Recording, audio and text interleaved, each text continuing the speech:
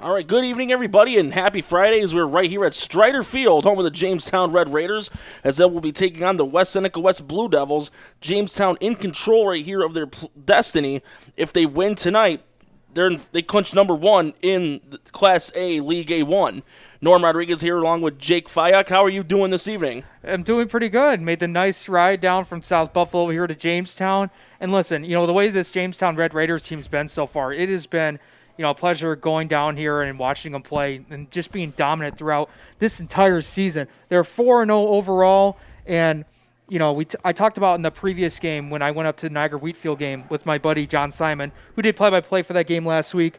At that time, they were outscoring their opponents by almost 90 points. Well, here in today, folks, they have outscored their opponents 185-32 after that 49 to 14 victory. 49-8 from what I'm seeing right here. 49-8, correct, over Niagara Wheatfield. And I've said it multiple times on the broadcast against when Jamestown has played, is dominance. There's nothing more to say. That's what they are. That's who they've been. They get out to a nice hot start. Whereas for Seneca West, they've done the same as well, starting off a hot 3-0. Unfortunately, they don't have Isaiah Simmons tonight, who was dealing with an injury. He got injured in their last game against Lockport, who had a nice, decisive 39-9 victory over Seneca West. So they're looking to get a nice revenge game and try to snap this undefeated season Jamestown has so far. And speaking of Jamestown, one of their players just recently got 2 offers to play college ball, one at UConn and another one at an Ivy League school, Yale University. That's Jalen Butera. Yeah, and Butera has been one of not the most dominant players in terms of the run game throughout this season. Butera had about 12 rushes, 152 yards with 3 total touchdowns.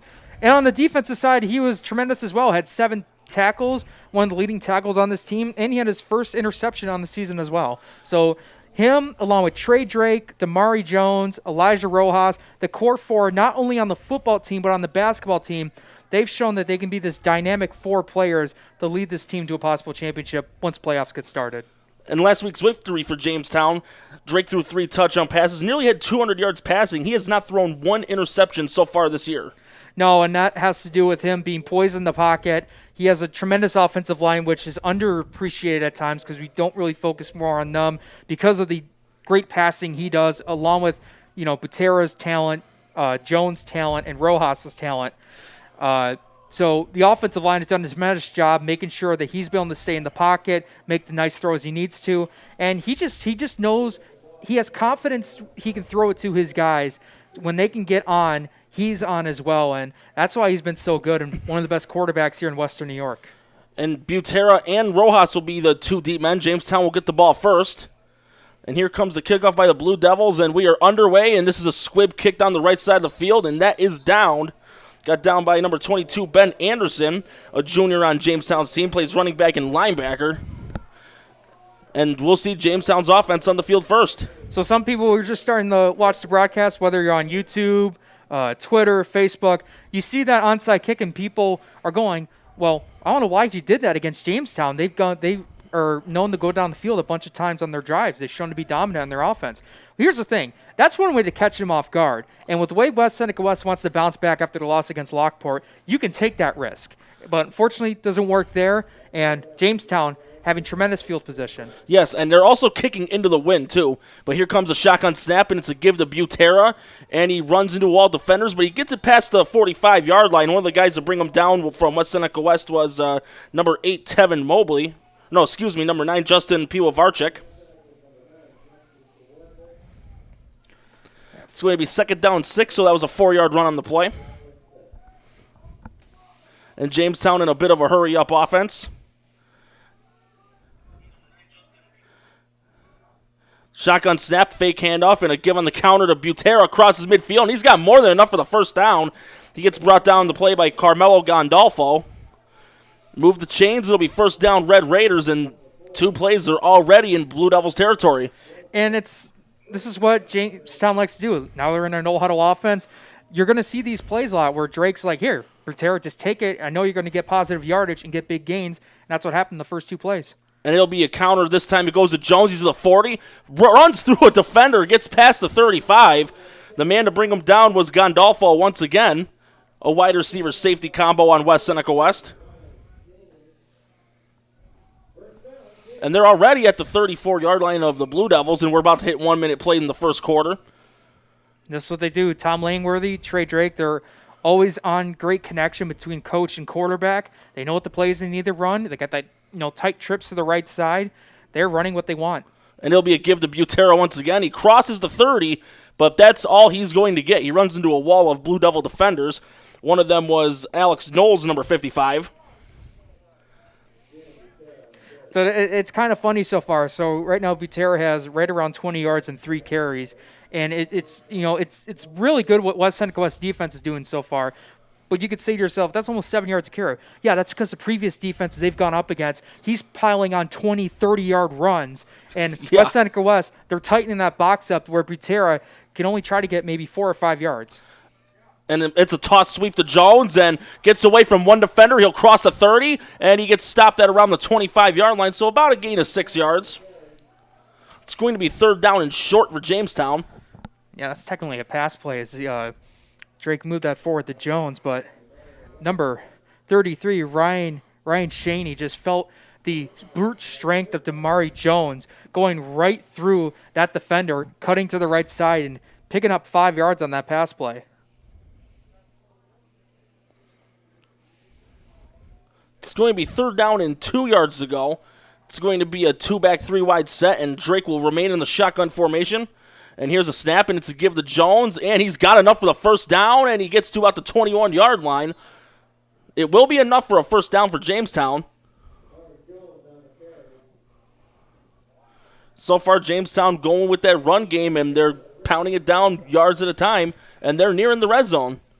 Yeah, they're good draw plays, and usually there's been a good amount of times we're doing those 2 running back sets with Jones and Butera. That wasn't what you were seeing towards the start of the season.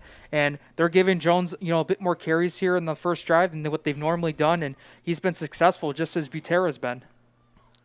It's going to be a 4-wide set, and it's going to be 1st and 10 at the 22 as we're about to hit 9 minutes left in the first. Takes a snap, and Drake will keep it himself, and he's not going to get anything. Barely got back to the line of scrimmage. It's going to be a 2nd down and 10 for Jamestown. And now is West Seneca West boxing up, not really towards the middle, but a little bit towards that right edge where as soon as either Drake was going to get it, Butera was going to get it, they cut to that left side. You were going to have 3 West Seneca West defenders right there immediately to bring him down. Well, here's Drake. He'll try to go through the air for the first time. That's the end zone. Caught. Touchdown, Rojas. Rojas, who had a hat trick last week, 3 touchdown catches, adds another one right here, and Jamestown off to a 6-0 lead. 12th touchdown pass of the season for Trey Drake. What's the term that we always hear in Madden video games? Cheese play.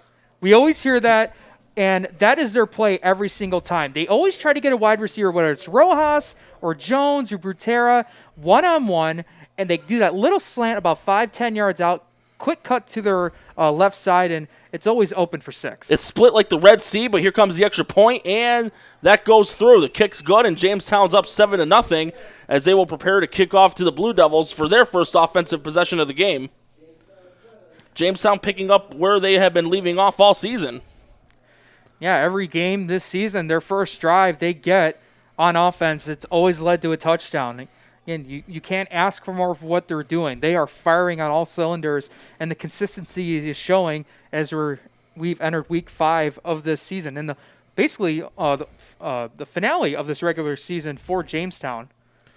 Not too sure yet if there is going to be playoffs or not. Earlier, before the season's even started again, personally, I heard there was going to be no playoffs at all. But I'm starting to hear different. So I honestly haven't heard that, but what I do know is if playoffs do roll around, you're more likely going to just see 2 rounds, which is essentially just a semifinal and a final round for each bracket. The 2 deep men for West Seneca West for this kickoff are Gondolfo and number 8, Tevin Mobley. It's going to be Rojas kicking it off, and he's got a lead foot. When he has been needed to punt, he can boom the ball.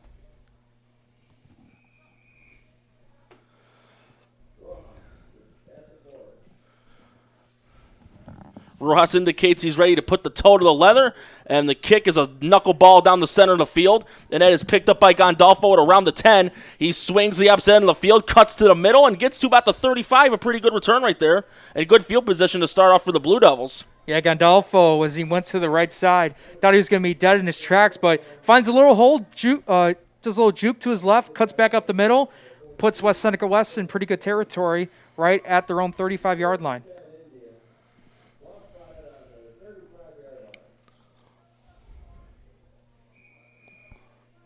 It's going to be 1st and 10 for the Blue Devils, and it's going to be Freeland in at quarterback. He's a dual threat that Jamestown needs to keep a serious eye on. And here's a snap, and it's going to be a give right off the bat. And that handoff was to number 12, Jaden Massey, and he gets it past the 42 around the 42, 43-yard line. Yeah, Massey had 9 yards on that run, and it looked like he was only going to get 5. He had 2 or 3 Jamestown defenders right there. He had a nice center of gravity, was able to cut in a way, truck both of them, spin at the same time, and add about another 4 yards on the play. Shotgun formation again. It's going to be another give. No, it's going to be a keeper. Fake Jamestown out of their shoes, gets it to near midfield. It's enough for a first down. And from what we see here, Freeland, he's nearing 300 rushing yards entering into this game, and he is second on the team in rushing touchdowns. He's ran for 4, and he's averaging nearly 9 yards a carry when he's running the ball. But he's has not thrown interception. He's thrown 4 touchdowns in 4 starts, and he's completed more than 50% of his passes.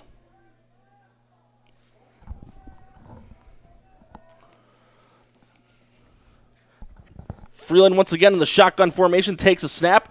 It's going to be a give once again across midfield, and he picks up a blocker and ran into his own man. Had that not happened, I think he could have broken that all the way. Once again, that was Massey on the run for the Seneca West Indians.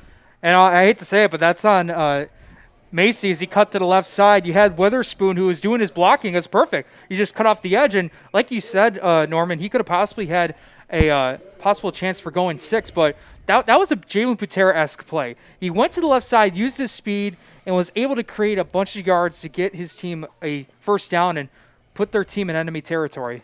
Freeland takes a snap, and it'll be a give once again to Massey, and not going to get a lot of yards this time, and if he's lucky, he probably got back to the line of scrimmage.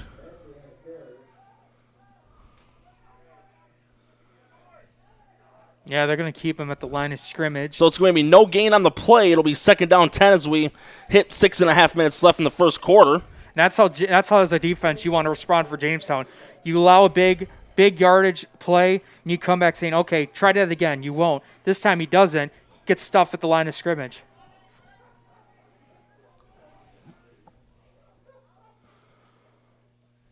And here's a snap again, and it's another handoff. This time it's to Nazir Burrell. And he passes the 30, he gets it to around the 28-yard line, so a gain of 4, maybe 5 yards on the play.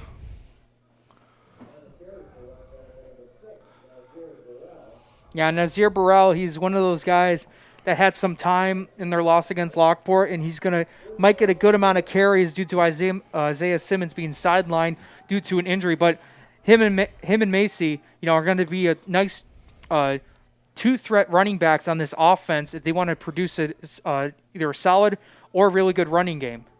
Freeland can throw. We know he can also use his legs as well, but you got to have some strong running here. It's going to be a 3rd down 4 to 27. Let's see what the Indians will do on this play.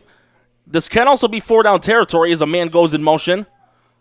Freeland takes a snap, and it's going to be a quarterback keep. He crosses the 25. More than enough for the first down. Breaks a tackle to the 20, and he's going to be forced out of bounds on the play. Got forced out by Jalen Butera, but he gets it inside the 20 and probably to around the 15-yard line. More than enough for the first down, and he stopped at the 12-yard line, so a 15-yard run. And that was I want to say that was a last-second audible in Freeland's mind because it seemed like it was going to go to his running back, but he sees that guy right there off that right edge. He could probably use that running back as a block. He does. He keeps it, gets some nice blocking, going to the right side in Jamestown, towards Jamestown sidelines, and puts his team in the red zone. Now Seneca West is inside the 15-yard line. They've got a chance to get a touchdown right here. Freeland, the shotgun, takes a snap, and he wants to keep it again. And this time it's read beautifully, and he's going to lose a yard in the play. And one of the guys to take him down was number 22, Ben Anderson. From my vision, it looked like he lost a yard. Yes, he did. Loss of 1 on the run. So it's going to be 2nd and 11 at the 13. And that's not technically a blown play by Seneca West offensive line. They're trying to shift to the right side so they can give him as much blocking so he can use some space, get a nice hole, and go to the end zone. Problem is, that right edge for Jamestown is fast. They're very fast players, especially off the defensive end and linebacker. They just got there quicker than their offensive line was able to set up. Jamestown wasn't fooled. Yeah. And here we go. Here's Freeland under and the shotgun again. 2nd down 11. And it's going to be a give once again. And that is once again to Jaden Massey. And he's stopped at around the 14. Looked like he may have lost a yard on the play, if not got back to the line.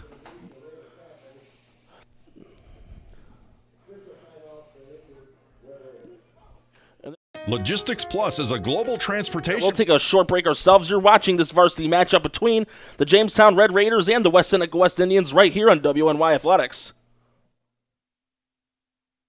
Logistics Plus is a global transportation provider headquartered in Erie, PA with locations worldwide including right here in Western New York. Logistics Plus is consistently recognized as a fast-growing transportation and logistics company, great supply chain partner, top freight broker, leading project cargo manager, and a great place to work. With a strong passion for excellence, our 500-plus employees put the plus in logistics. Call our Buffalo office today for an efficient, personal approach for all of your transportation needs.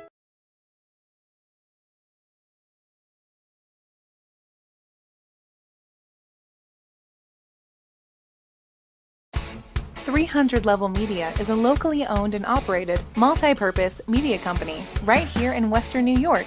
You'll find us everywhere, covering the Bills, Sabres, Beauts, Bisons, Big Four basketball, local college sports, and much more. Our staff offers a variety of media services, from video production, live event coverage, audio broadcasts, professional voiceovers, camera operation, and videography. Visit www.300levelmedia.com or give us a call at 716-427-2600. This is 300 Level Media. When it's time to sell your home, start with a visit to howardhanna.com, ranked the #1 real estate site for sellers. A few clicks will show you the sales price you can expect for your home. We can get you the most money in the quickest amount of time because we know where the local buyers are and how to reach them. So if it's time to sell your home, visit howardhanna.com today, and we'll match you with a local Howard Hanna agent to sell your home fast. I love being home.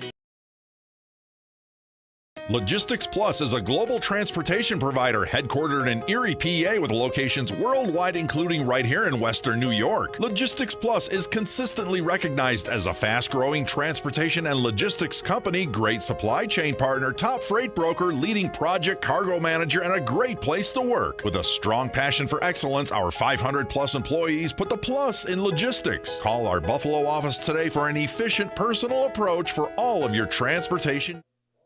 Logistics Plus. And we are back with this matchup between the Jamestown Red Raiders and West Seneca West Indians right here on WNY Athletics. The injured player down for Jamestown, and this is a big one. Number 14, Damari Jones, who's been a vital part on the offensive end for Jamestown. But on this 3rd down play right here, another run by Massey, and he got stopped right away. It's going to be a 4th down and about 10. Looked like he got a yard on the run. Yeah, he's definitely taking a look at it. I don't know. It looks like he might be either his right forearm or his right wrist, Damari Jones. But, you know, when he was down there on the ground for about a minute or so, he was feeling a lot of pain. And that's definitely a big blow for Jamestown because he's been a vital part not only on the offense and defense, but, you know, we all hear Western Athletics wish Damari Jones a full recovery. That's just a bad thing you got to see.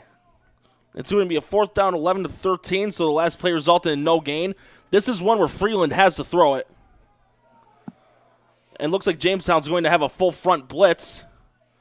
Freeland takes a shotgun snap, and they're going to run the ball. And he slips right away to 15. That was Massey. I don't know what they were thinking with that play. I thought they were going to try and throw it for the end zone.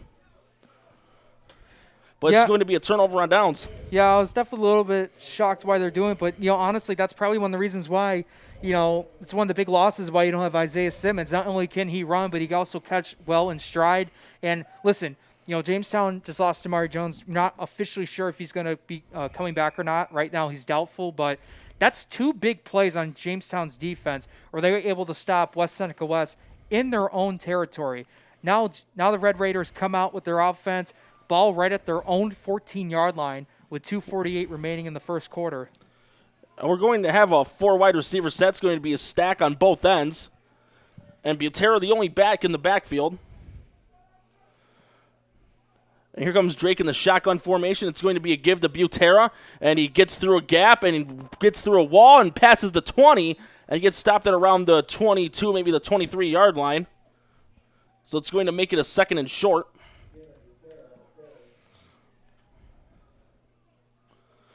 It's going to be a gain of 8 on the run.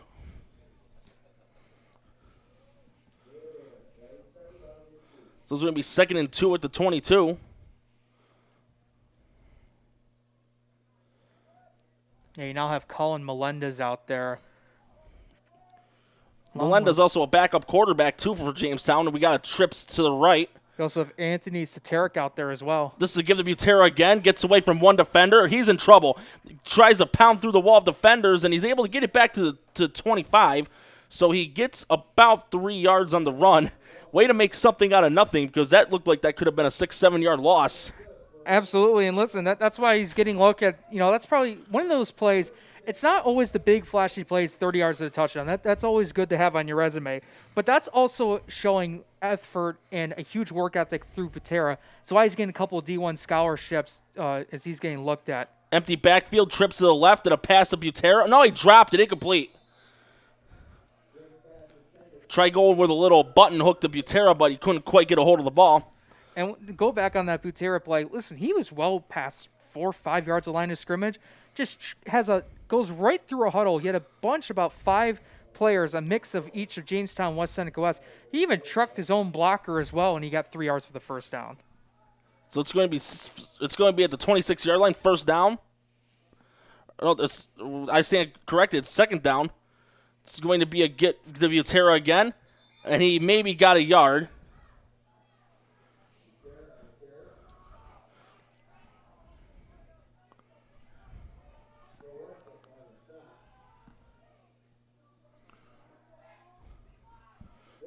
So it's going to be a 3rd down and 9, 1 yard on the run. A little over a minute left in the first quarter. Score 7-0 in favor of Jamestown. It's going to be a 4 wide set, and Butera the only back. Drake will be in the shotgun formation, takes a snap and rolls to the left, wants to throw. Throws it to the middle of the field. That's caught by Rojas. That's going to be enough for the first down. That's a gain of about 12 yards.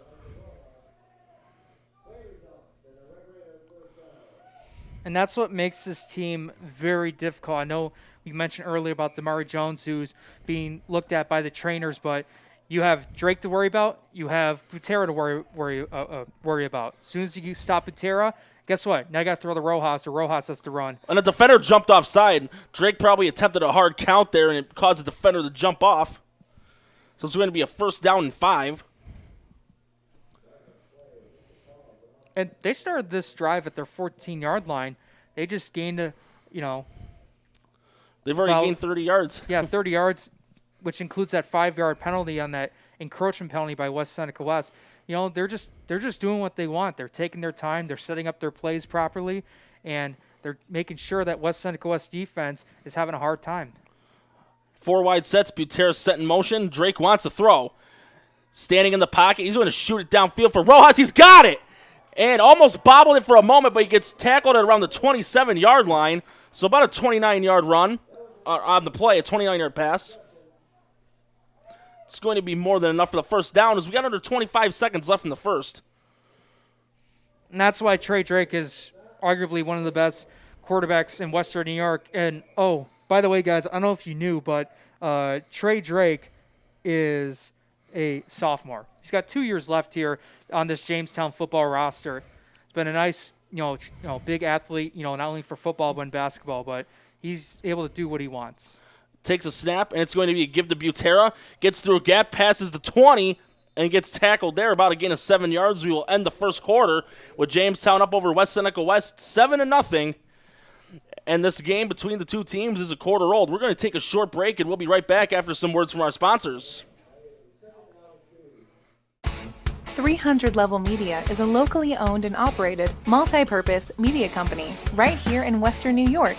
You'll find us everywhere covering the Bills, Sabres, Buttes, Bisons, Big Four basketball, local college sports, and much more. Our staff offers a variety of media services, from video production, live event coverage, audio broadcasts, professional voiceovers, camera operation, and videography. Visit www.300levelmedia.com or give us a call at 716-427-2600. When it's time to sell your home, start with a visit to howardhanna.com, ranked the #1 real estate site for sellers. A few clicks will show you the sales price you can expect for your home. We can get you the most money in the quickest amount of time because we know where the local buyers are and how to reach them. So if it's time to sell your home, visit howardhanna.com today, and we'll match you with a local Howard Hanna agent to sell your home fast. I love being home.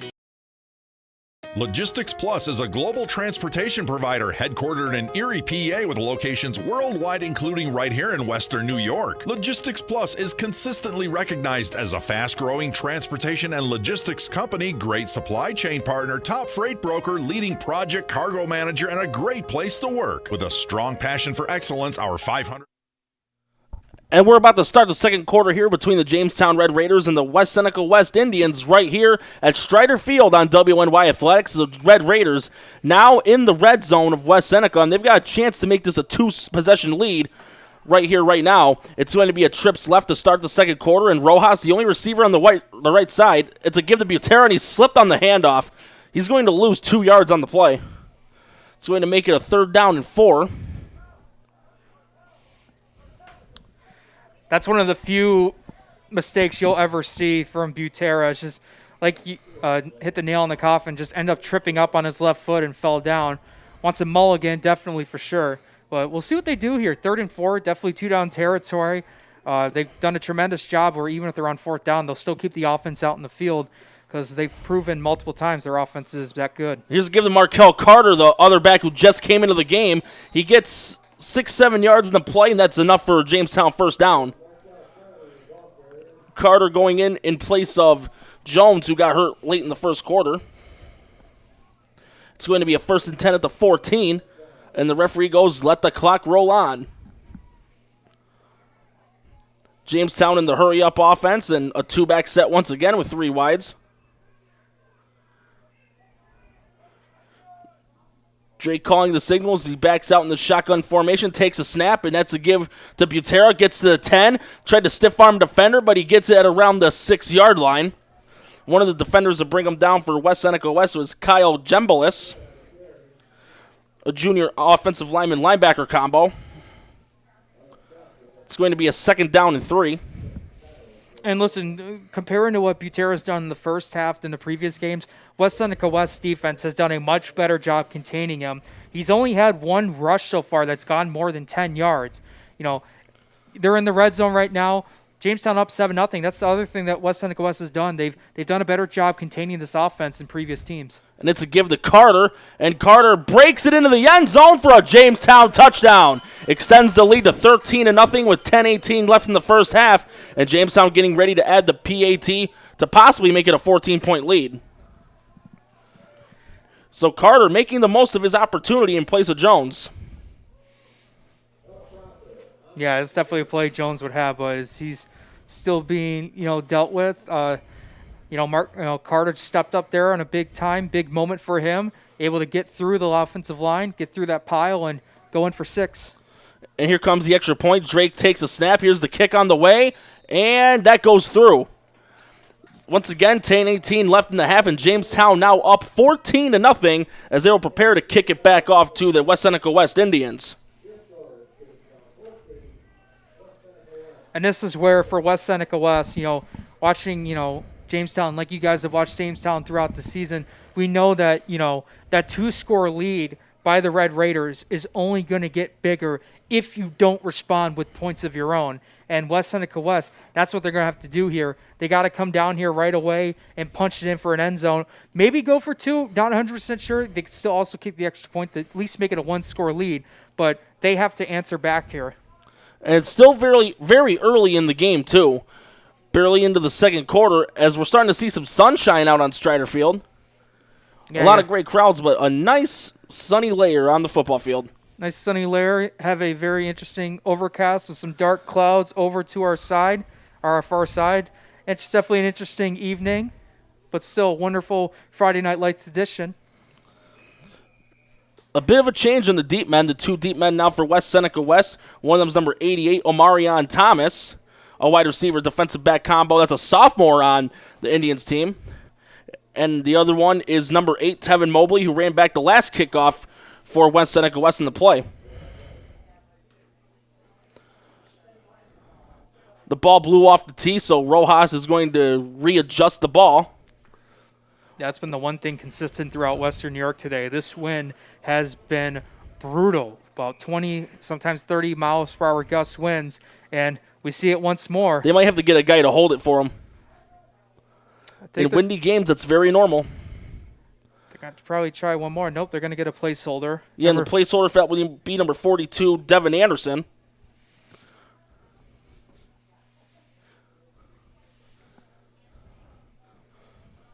$10-18 left in the half. Jamestown up 14-0, and they're about to kick it away to West Seneca West once again. And here comes the boot.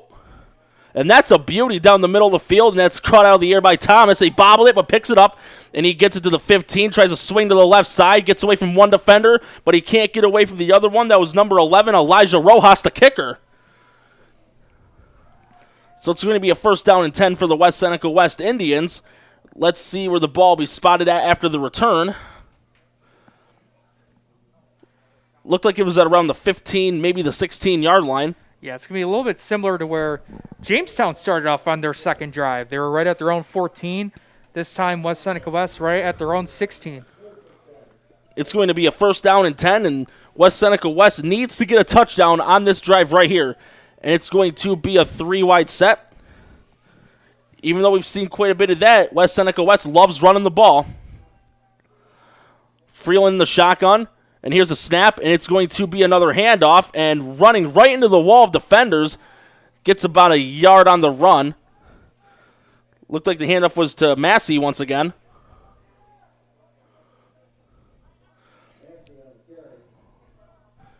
And from the referee's spot, he just got back to the line of scrimmage, so no gain on the play. It's going to be a 2nd and 10 at the 16. Jamestown showing blitz on once again. Freeland in the shotgun takes a snap, and it's going to be another give to Massey. And Massey is able to get around to the right side and get it to close to the 20-yard line. So about a 3-yard gain, making it a 3rd and 7. A little over 9 minutes left in the first half.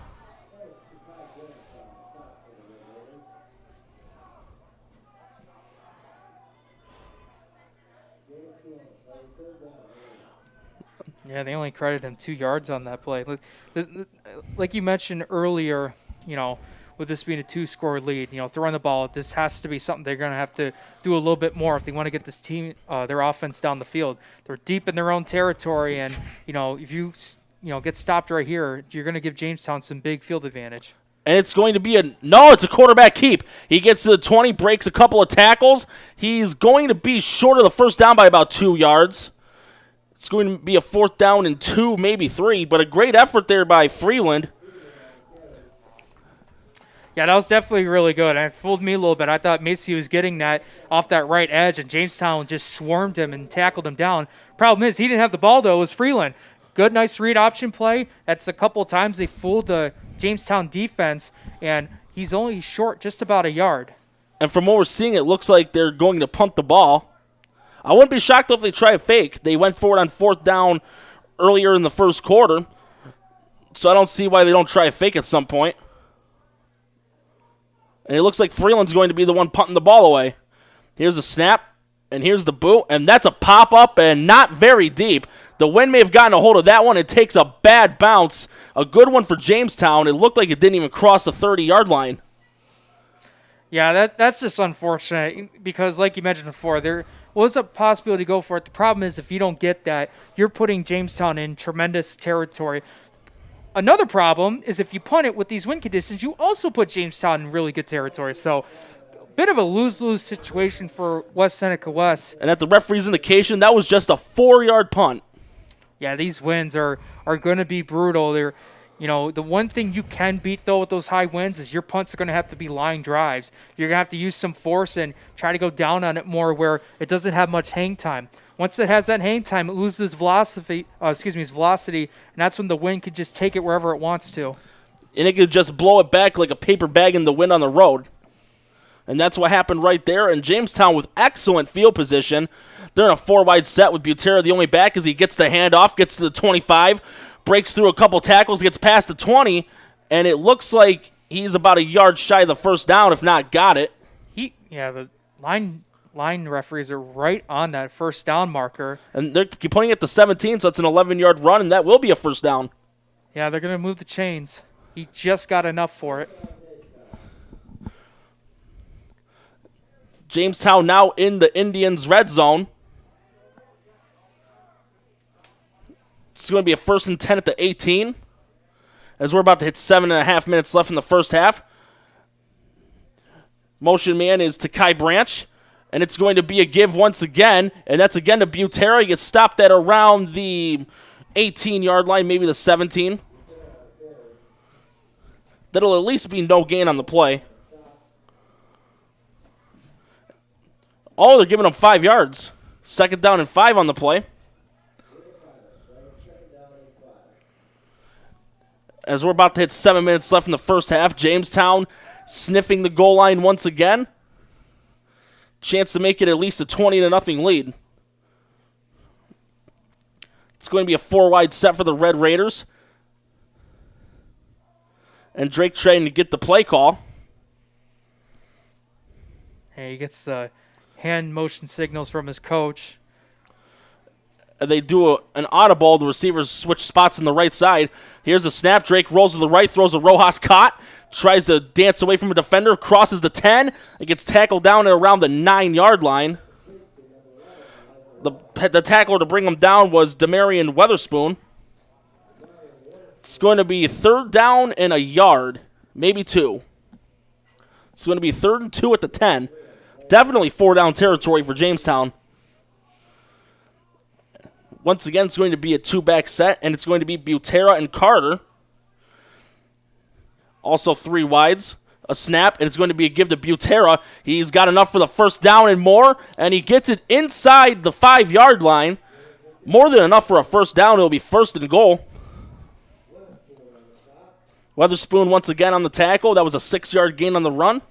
That's definitely one of the weirdest tackles I've seen in a while because Butera looked like he tripped up once more, but at the same time he's on the ground, he's trying to get more yards, and his defender's trying to bring him down. This is a very awkward tackle, but nonetheless, Butera using not only his upper body strength, his lower center of gravity, punching his way forward, and they're only 4 yards away to make this a 3-score lead. And we've hit the halfway mark in the second quarter, and Carter and Butera, the backs once again. 3-wide set. It's going to be a give to Butera, and he will cross the goal line, and he's in the end zone for a touchdown. 20-0 now the score for Jamestown with 5:48 left in the half. Butera adding another touchdown to his touchdown log this season. And unfortunately, we don't have all the stats for Jamestown Red Raiders this season, but he's definitely had a good amount of them. Last week, he had 3 total touchdowns. The week prior, I believe he had 3 as well. Tonight, he gets his first one on the night, cutting to the right side. Easy 4 yards, adding 6 points. And here comes a PAT by Profiter as Drake will hold the ball. Here's a snap put down, kick on the way, and it's a beauty. Goes right down the middle. It's going to be 21-0 in favor of Jamestown with 5:48 left in the first half. And they're getting ready to kick it off to the Indians once again. And then one thing, we mentioned about on this, so far on this broadcast, that core 4 of Jones, Drake, Rojas, and Butera another one that has just been, absolutely phenomenal has been Ella Profiter, the freshman kicker who's been part of Jamestown's girls soccer program. Got an opportunity to kick here for Jamestown's football team, has been wanting to try to do this for a while now, and she's been very successful in the kicking game on extra points and on field goals. Last week against Niagara Wheatfield, they won 49-14, made all 7 of her extra points, even won from the 15-yard line due to a penalty on special teams. So you have Drake that can throw, you have Rojas and Butera that can run and catch, play tremendous defense. Jones, absolutely the same thing. And you have an amazing kicker, just all facets of the game. Offense, defense, special teams. Jamestown has been dominant in all 3 phases. And it's going to be it's going to be Rojas kicking off once again. They're going to play it safe and stick with the holder. It'll be the same one as last time, Devin Anderson. Rojas not wanting the ball to fall off the tee once again. And here comes the boot. And right down the middle, a knuckleball. And almost caught, and it is recovered by Gandolfo. He crosses the 10, tries to swing it to the right side, gets to the 15, and he's met right there, tackled on the spot, brought down by number 34, Cameron Mays. It's going to be 1st and 10 for the Indians. Let's see if West Seneca, though, can get some momentum. They do get the ball to start the second half. Burn off some time, get a touchdown, make it 21-6 possibly. Go into the half, regroup, and then get the ball to start second half. Yeah, that's what you want. This next drive, you got to find a way to get in the end zone and kill as much clock as you can, like you just said. And then once that second half gets going, you got on that first drive, you got to score another touchdown to make it a 1-score lead. Freeland in shotgun formation. In the pistol, there's a snap, and it's going to be a give once again to Massey. And Massey's going to lose some yardage. That's a big loss.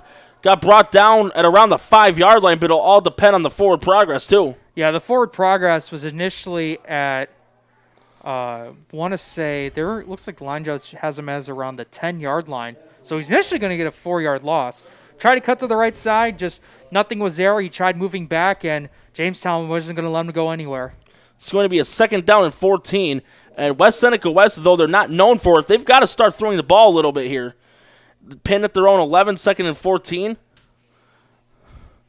Freeland takes a snap, and he will throw. Looking on the right side, throws to the field, incomplete.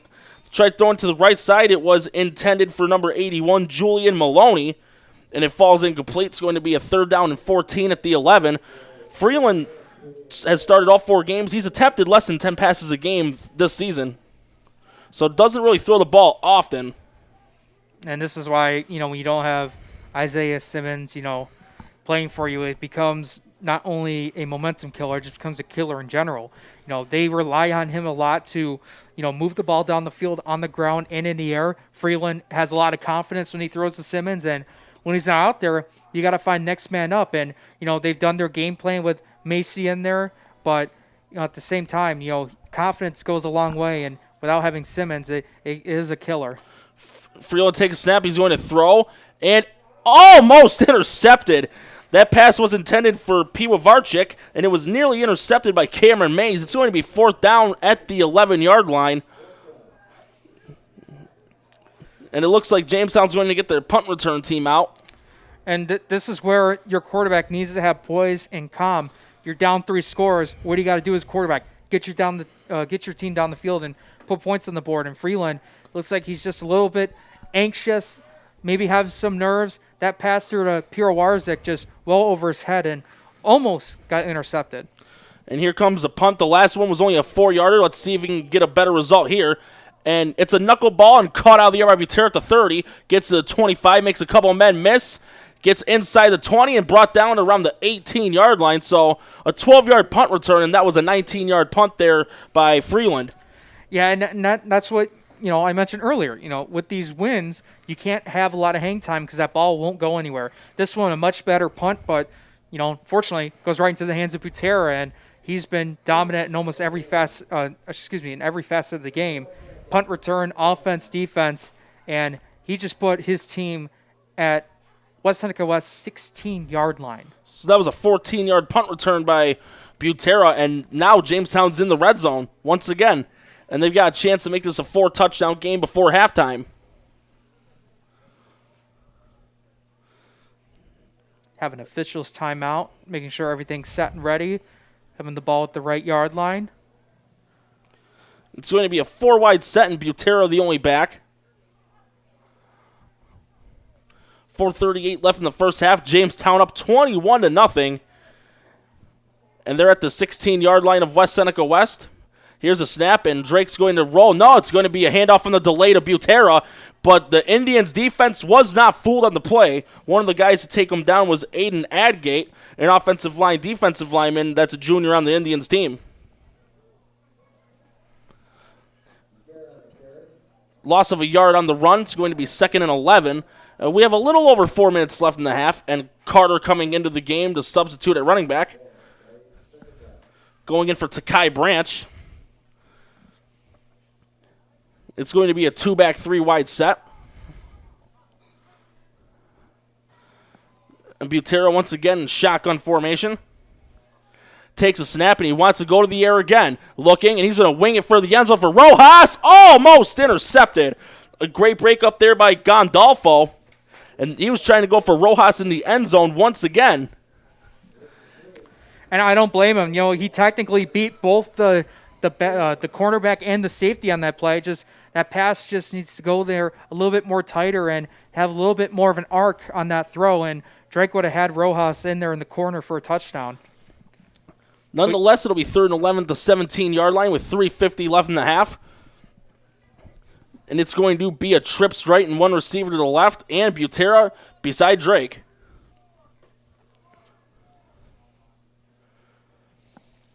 Indians a 4-down lineman as Drake wants to throw it again. He'll roll to the left side of the pocket. He's going to take off and run. He crosses the 10, and he gets forced out of bounds. Let's see where the spot of the ball is going to be at. It's going to be 4th down and short. Let's see where the referee marks the ball. He's got to be about a yard short. If not, it's going to be inches. It's going to be a 9-yard gain. It's going to be fourth down and a yard. Looks like Jamestown is going to go for it unless they want to try and make the Indians jump offside. Drake wanting to play. 3:41 left in the half, and he's going to go under center and decides to go back in the shotgun formation. Looks like he's trying to get West Seneca West to jump, and they're not biting. Jamestown may end up having to use the timeout to avoid a delay of game penalty, and that's what they're going to do. Timeout call by Jamestown after they failed to get the Indians to jump offside, and we're going to take a quick break. You're watching this game between the Jamestown Red Raiders and West Seneca West Indians right here on WNY Athletics. We'll be right back after a word from our sponsors. Logistics Plus is a global transportation provider headquartered in Erie, PA with locations worldwide, including right here in Western New York. Logistics Plus is consistently recognized as a fast-growing transportation and logistics company, great supply chain partner, top freight broker, leading project cargo manager, and a great place to work. With a strong passion for excellence, our 500-plus employees put the plus in logistics. Call our Buffalo office today for an efficient, personal approach for all of your transportation needs. 300 Level Media is a locally owned and operated multi-purpose media company right here in Western New York. You'll find us everywhere covering the Bills, Sabres, Buttes, Bisons, Big Four basketball, local college sports, and much more. Our staff offers a variety of media services, from video production, live event coverage, audio broadcasts, professional voiceovers, camera operation, and videography. Visit www.300levelmedia.com. And we're about to get back into the action here at Strider Field in Jamestown, New York. Jamestown calling a timeout after trying to get the West Seneca West Indians to jump offside.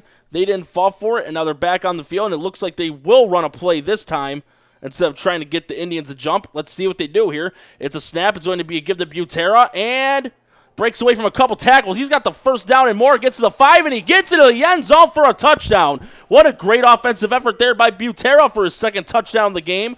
And with 3:33 left in the first half, Jamestown now up 27-0.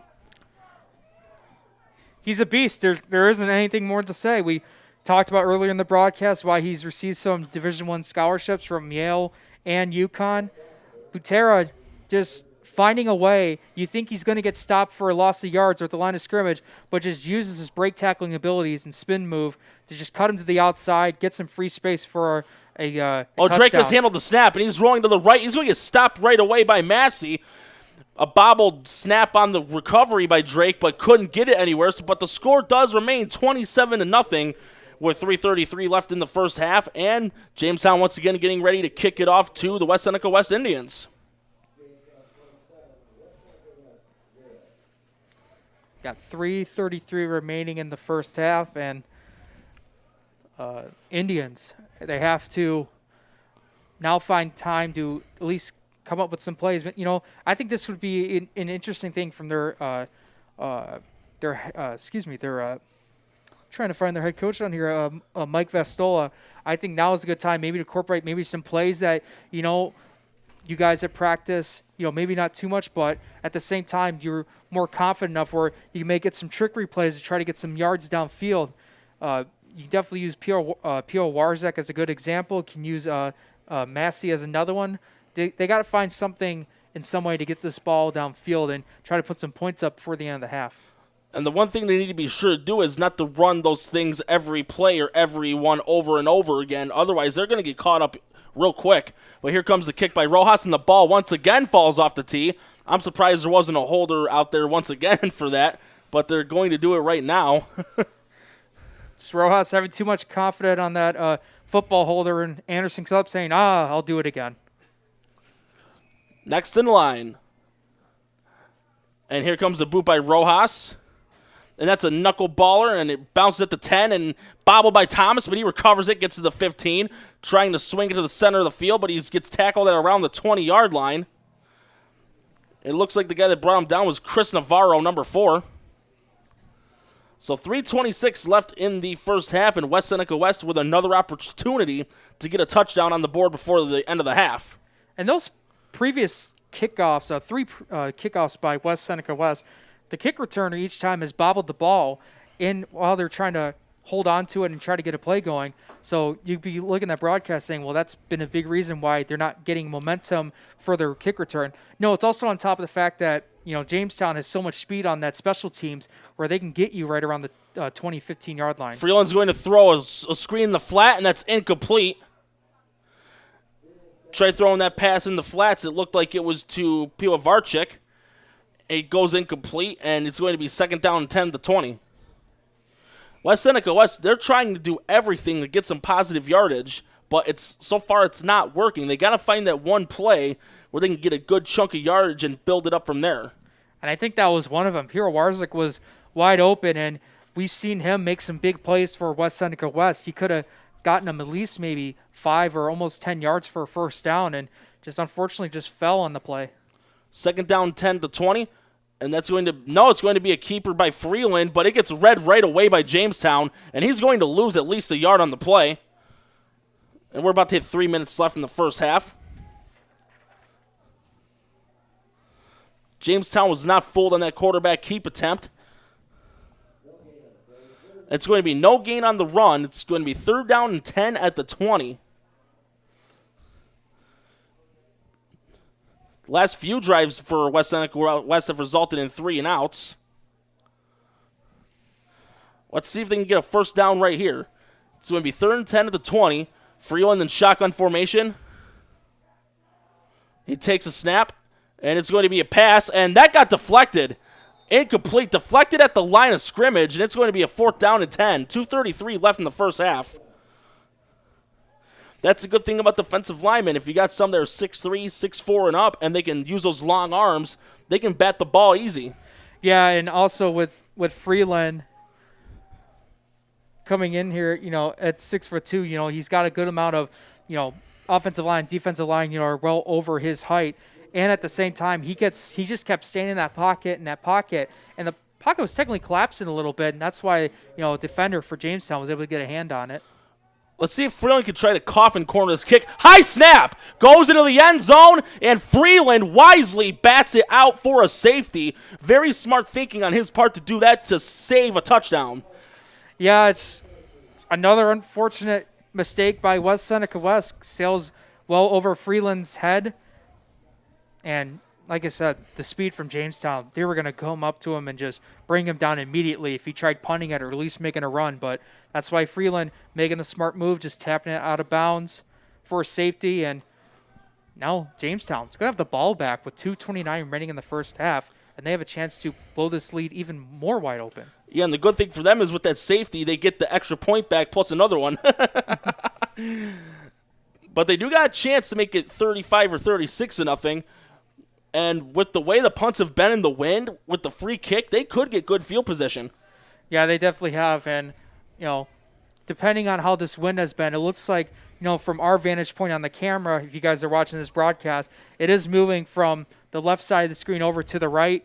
And that's why Ella Profiter, for Jamestown's had some really good kicks, had some little bit of help with the wind. So it will be interesting when they flip sides of the field, if there's a touchdown, if they'll use it or not, or might go for two. So that will definitely be interesting. But, yeah, like you mentioned, the winds have been a big factor so far, and that's why the punts for West Seneca West haven't been as successful as they want them to be. And they're going to use Christian Hortman for the free kick. I wouldn't be surprised if they decide just to squib the kick. With it kicking off into the wind, you have it bounce around. Once it bounces 10 yards, it's a live ball. It's worth a shot. Yeah, anything more of a line drive with these winds is going to be more beneficial for the kick. And here comes the boot, and it's going to be a kick to the right side of the field, bounces past midfield. Rojas better pick that up, and he does. He swings it to the right side, crosses midfield to the 45, the 40, and here comes Rojas breaking some tackles and gets it inside the 30 to around the 28. Jamestown deep in Indians territory for the third straight possession. Great return by Rojas on the free kick. That's just unfair. I don't even know what to say anymore. We're only here with 2:19 remaining in the first half, and it's just like every time there's a chance where West Seneca West can make that big play, that was one of them. Rojas, Mitch judges that bounce a little bit. As soon as he grabs it, West Seneca West defender right there was able to shade him off, move to the right side, use that blocking, that strong blocking that Jamestown's been very successful with. Whether it's on offense or on the receiving team, they've been really doing a good job with their blocking. And they're back in, West Seneca West territory. They have a chance to go up by more than 30. And the ball's going to be moved up even closer. There must have been a penalty or something after the play. I initially didn't see a flag, but seeing what the initial spot of the ball was, there must have been one. And it had to have been on West Seneca West because he was tackled at around the 25-yard line as in Rojas. But Drake's going to throw, lobs to the corner of the end zone for Rojas. Oh, he almost caught that one-handed. Nearly pulled an ODB in the end zone, but couldn't quite get it. But it will be second down and 10 to 14. It's funny to see that as just a one-handed grab, but Trey Drake threw a beautiful ball.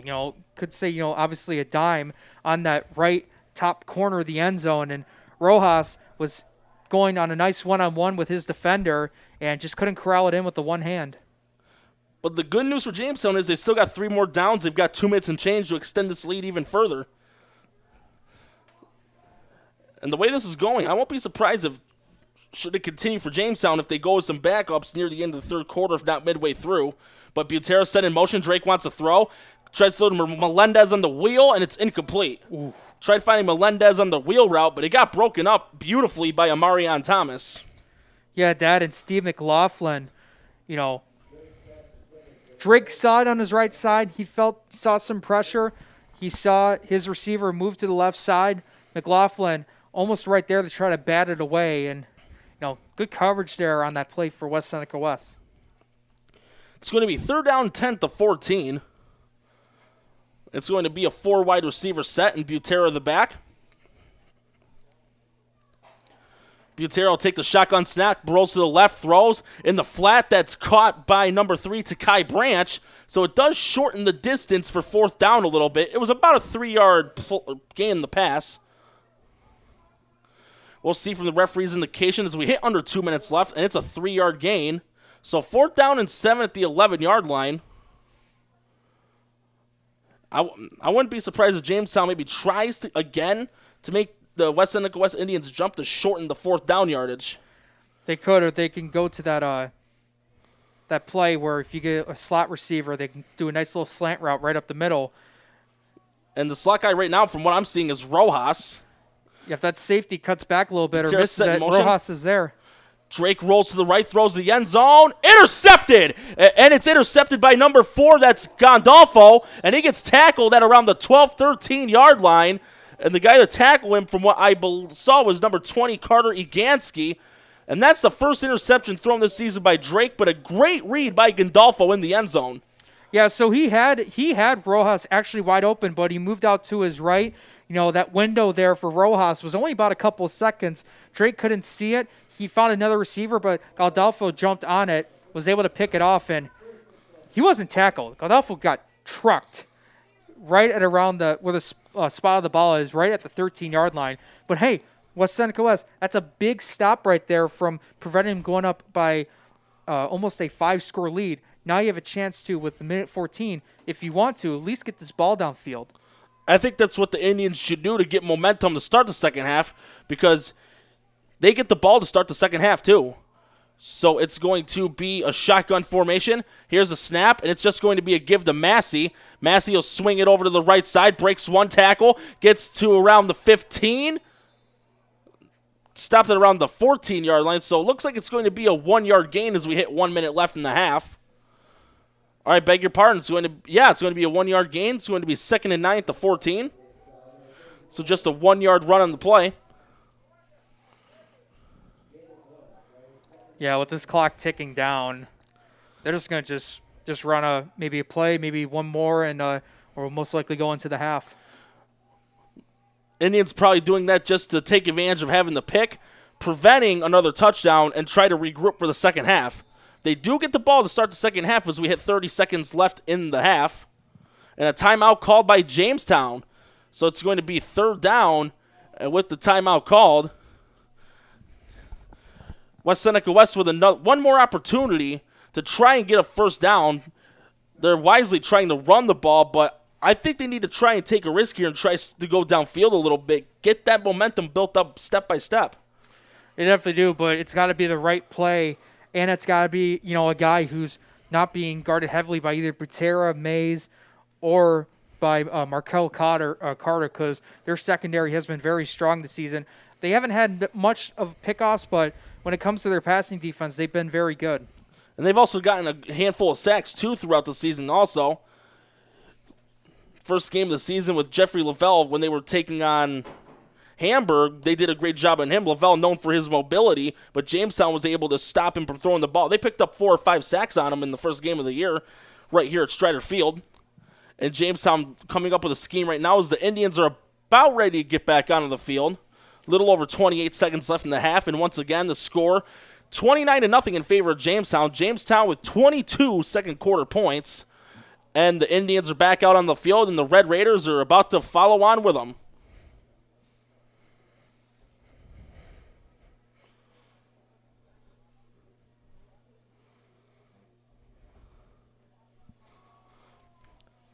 It's going to be 3rd down and 7 at the 16.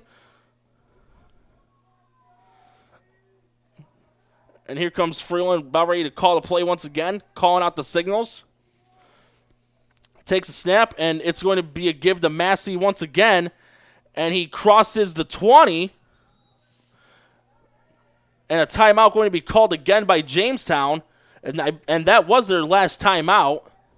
So with 21.1, a smidge over 21 seconds left in the half, it's going to be 4th down for Seneca West, and they are behind 29-0. And this could be another opportunity for Jamestown to get another good punt return. Rojas had a great return the last punt. Let's see what happens here right now. Both teams gathering up on the field to figure out what they're going to do. It's a 4th down and 3 at the 20. And this has been Tom Langworthy's team this season, being aggressive. We mentioned on the broadcast earlier, about this team being very dominant. They're also aggressive. They see the timeout. They see the opportunity. Listen, it's 21 seconds left. He knows his offense can get this team down the field very, very quick. They put points on the board. Now, it's also going to depend if Seneca West is going to punt, if they're going to try to do something. I would more likely assume they might do a punt on this play. That would be a wise decision. Even if it's just a 25, 30-yard punt, that's still a long distance, barring a possible return. What they should do if they choose to punt the ball is try punting it toward the sideline. Well, it looks like they're going to go for it here. Yeah, they're not in their punt formation. Well, here's a snap, and it's going to be a keeper, and he's tackled down and around the 22, maybe the 23. I don't think he got it. I don't think he got it either. Langworthy indicating that he was short.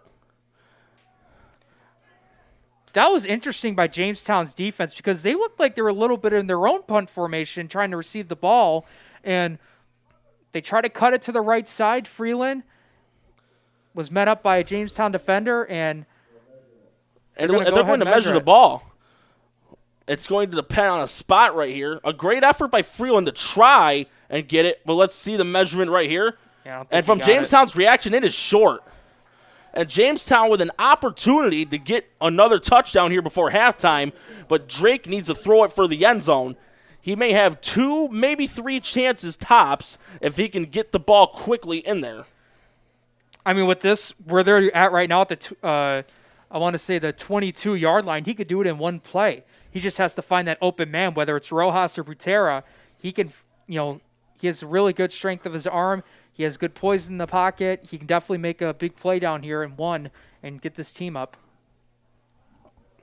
So it's going to be 1st and 10 at the 22 when Jamestown gets back out in the field. Jamestown up 29-0, and I won't be surprised, though, if they try to go for another touchdown before the end of the first half. And here come the Jamestown Red Raider offense back out on the field. And it looks like it's going to be a 3-wide set with 2 backs. You got Rojas on the right side. He's got basically a one-on-one on him, unless that safety comes up to double team. If it's a one-on-one, Drake may lob it to the end zone, throw a jump ball. Drake looking. He's going to throw it for the end zone on the opposite end. Incomplete. That was intended for Rojas. So he's got one more play to try and get it to the end zone. This one, I wouldn't be shocked if Jamestown decides to go empty backfield on this and go with 5 receivers. Yeah, and he had his man Rojas. He moved a little bit to his left side, get a little juke move. Defender was still there. I think he was waiting to see what the safety was at in terms of his position. But on that play, they were trying to go for the back part of the end zone, but ended up overthrowing Rojas. 2nd and 10 at the 22. This will likely be the last play before halftime. Jamestown up 29-0, and throughout the season, they've only allowed one team to score in double figures, and that was in their last home game 2 weeks ago when they took on Kenmore West for their homecoming game. But anyway, Drake takes a shotgun snap. Pocket collapses. He throws the ball, and incomplete. And that's how we end the first half. The score, Jamestown 29 and West Seneca West 0. You are watching this varsity football matchup between the Jamestown Red Raiders and the West Seneca West Indians right here on WNY Athletics. We'll be right back for the second half after some words from our sponsors. 300 Level Media is a locally owned and operated multi-purpose media company right here in Western New York. You'll find us everywhere, covering the Bills, Sabres, Buttes, Bisons, Big Four basketball, local college sports, and much more. Our staff offers a variety of media services, from video production, live event coverage, audio broadcasts, professional voiceovers, camera operation, and videography. Visit www.300levelmedia.com or give us a call at 716-427-2600. This is 300 Level Media. When it's time to sell your home, start with a visit to howardhanna.com, ranked the #1 real estate site for sellers. A few clicks will show you the sales price you can expect for your home. We can get you the most money in the quickest amount of time because we know where the local buyers are and how to reach them. So if it's time to sell your home, visit howardhanna.com today, and we'll match you with a local Howard Hanna agent to sell your home fast. I love being home. At Kyra First Wellness, your health and well-being is our passion. Let us take care of you and your family like one of our own. Cairo First Wellness Center is dedicated to providing patients long-term relief and teaching them how to continue taking care of themselves. With a blend of different techniques, services, and personalized treatment plans, we'll help you find wellness in a way that's right for you. Between chiropractic care, spinal decompression, nutritional counseling, massage therapy, custom orthotics, and more, your relief is in our hands. If twisting, popping, and cracking intimidate you, our Pro Adjuster restores the same range of motion as a physical adjustment would with gentle, repeated tapping. Dr. Mo at Cairo First has been taking care of my back needs for the past 4 years. His staff treats you like family. I've had the traction, I've had the massage done, and every time leave here feeling fresh and brand new. Cairo First Wellness Center. Your health and well-being. Our passion. Call 835-WOLF. Remember, you calling the wolf. That's all you had to say. Call today. Why do you exercise? To look better? To feel better? To drop a few pounds? To train for an event? To defy age? Or to keep your ability to say yes to the things you love to do? Whatever motivates you, G&G Fitness Equipment is here to get you there. Treadmills, ellipticals, rowers, bikes, home gyms, and accessories. We'll pair you with the right equipment, teach you how to use it, and be there every step of your fitness journey. G&G Fitness. Your goal is our goal. Are you in pain from a no-fault car accident? Don't wait. Call RES Physical Medicine and Rehab today and take advantage of our 24 to 48-hour appointment pledge. One of our medical professionals will see you within 48 hours. RES offers DXD imaging for a more accurate diagnosis in less time. This allows our doctors to coordinate the most effective treatment plan to get you on your way to recovery faster. Feel better with RES Physical Medicine and Rehab. Click or call today to learn more.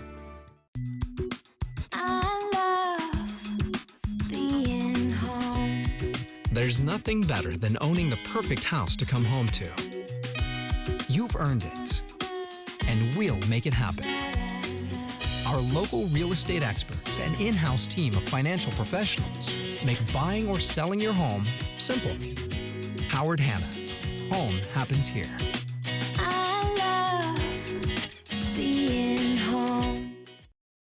Logistics Plus is a global transportation provider headquartered in Erie, PA with locations worldwide including right here in Western New York. Logistics Plus is consistently recognized as a fast-growing transportation and logistics company, great supply chain partner, top freight broker, leading project cargo manager, and a great place to work. With a strong passion for excellence, our 500-plus employees put the plus in logistics. Call our Buffalo office today for... All right, ladies and gentlemen, welcome back to Strider Field, where it's currently halftime. The Jamestown Red Raiders currently lead the Seneca West Indians 29-0. Jeremy Becker here for your halftime show, bringing you all the updates from Western New York football. Currently, the Lancaster Legends lead Frontier 21-7.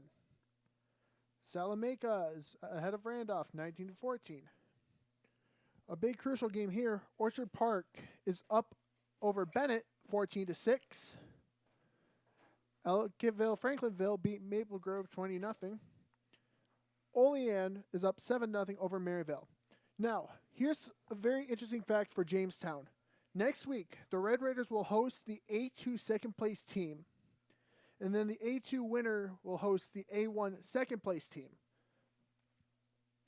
As always, Western New York Athletics is all around Western New York covering tonight's action. Up at Orchard Park in Bennett, we have Tom Prince on the call. So feel free to go over there. It's currently halftime. And we'll be back shortly after Jamestown and West Seneca retake the field. Norm Rodriguez and Jacob on the call. 300 Level Media is a locally owned and operated multi-purpose media company right here in Western New York. You'll find us everywhere covering the Bills, Sabres, Buttes, Bisons, Big Four basketball, local college sports, and much more. Our staff offers a variety of media services, from video production, live event coverage, audio broadcasts, professional voiceovers, camera operation, and videography. Visit www.300levelmedia.com or give us a call at 716-427-2600. This is 300 Level Media. When it's time to sell your home, start with a visit to howardhanna.com. ranked the #1 real estate site for sellers. A few clicks will show you the sales price you can expect for your home. We can get you the most money in the quickest amount of time because we know where the local buyers are and how to reach them. So if it's time to sell your home, visit howardhanna.com today, and we'll match you with a local Howard Hanna agent to sell your home fast.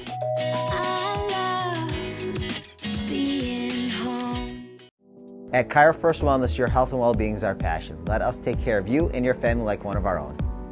Cairo First Wellness Center is dedicated to providing patients long-term relief and teaching them how to continue taking care of themselves. With a blend of different techniques, services, and personalized treatment plans, we'll help you find wellness in a way that's right for you.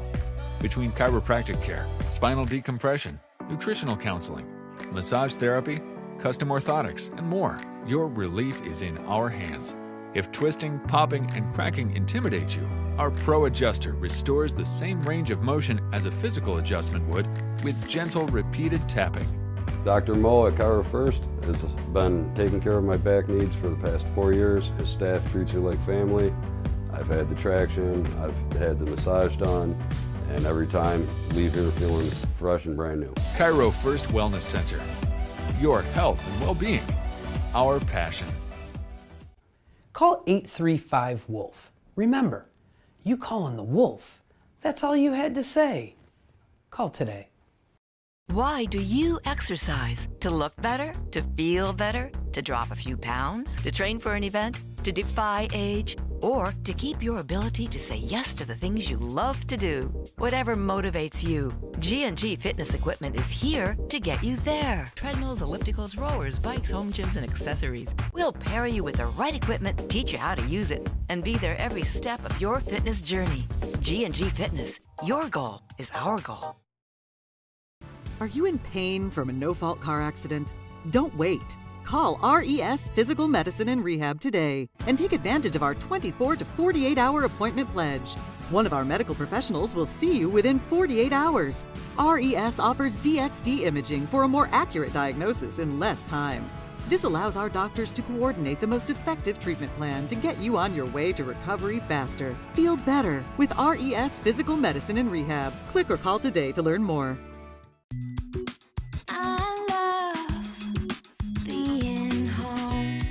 There's nothing better than owning the perfect house to come home to. You've earned it, and we'll make it happen. Our local real estate experts and in-house team of financial professionals make buying or selling your home simple. Howard Hanna. Home happens here.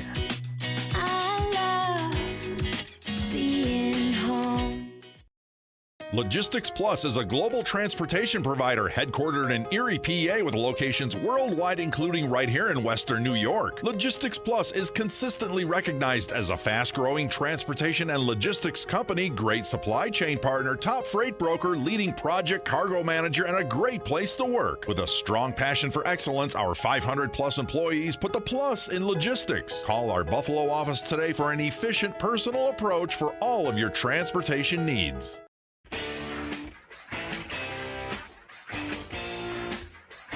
WNYathletics.com is the premier high school sports website in Western New York, providing the best sports coverage of Section 6 and Monsignor Martin leagues. Check out our page for daily game recaps and late-breaking sports news. Our online scoreboards are updated in real time. Never miss a goal or touchdown. Visit WNYathletics.com today or follow us on Twitter, like us on Facebook, and subscribe to our YouTube. 300 Level Media is a locally owned and operated multi-purpose media company right here in Western New York. You'll find us everywhere covering the Bills, Sabres, Buttes, Bisons, Big Four basketball, local college sports, and much more. Our staff offers a variety of media services, from video production, live event coverage, audio broadcasts, professional voiceovers, camera operation, and videography. Visit www.300levelmedia.com or give us a call at 716-427-2600. This is 300 Level Media. When it's time to sell your home, start with a visit to howardhanna.com, ranked the #1 real estate site for sellers. A few clicks will show you the sales price you can expect for your home. We can get you the most money in the quickest amount of time because we know where the local buyers are and how to reach them. So if it's time to sell your home, visit howardhanna.com today, and we'll match you with a local Howard Hanna agent to sell your home fast.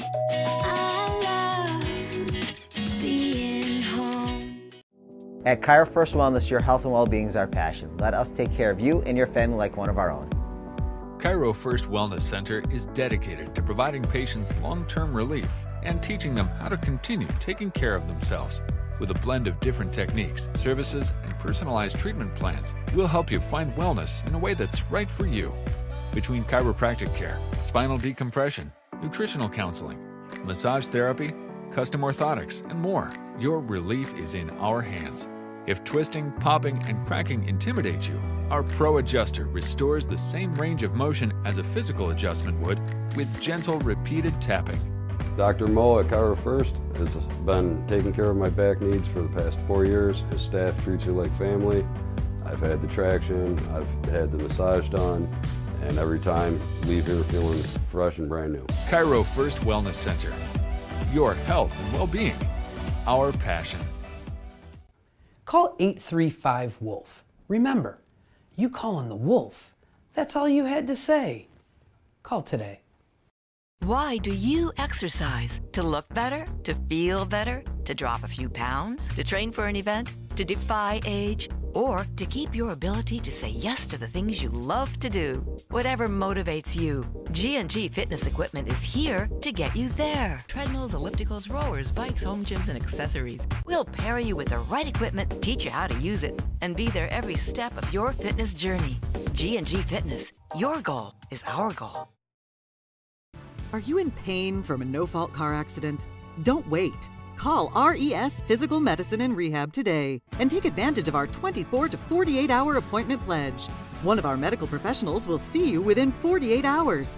RES offers DXD imaging for a more accurate diagnosis in less time. This allows our doctors to coordinate the most effective treatment plan to get you on your way to recovery faster. Feel better with RES Physical Medicine and Rehab. Click or call today to learn more.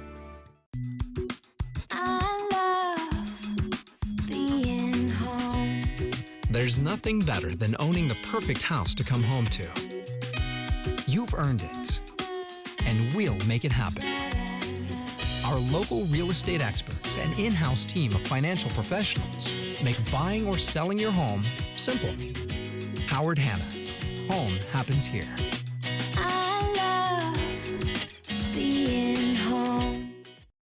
Logistics Plus is a global transportation provider headquartered in Erie, PA, with locations worldwide, including right here in Western New York. Logistics Plus is...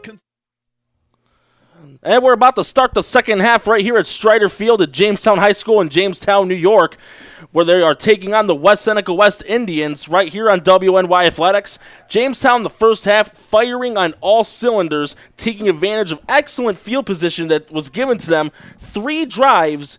They were inside West Seneca West's 30-yard line, and they took advantage each time. Yeah, and that's been Jamestown throughout this entire season.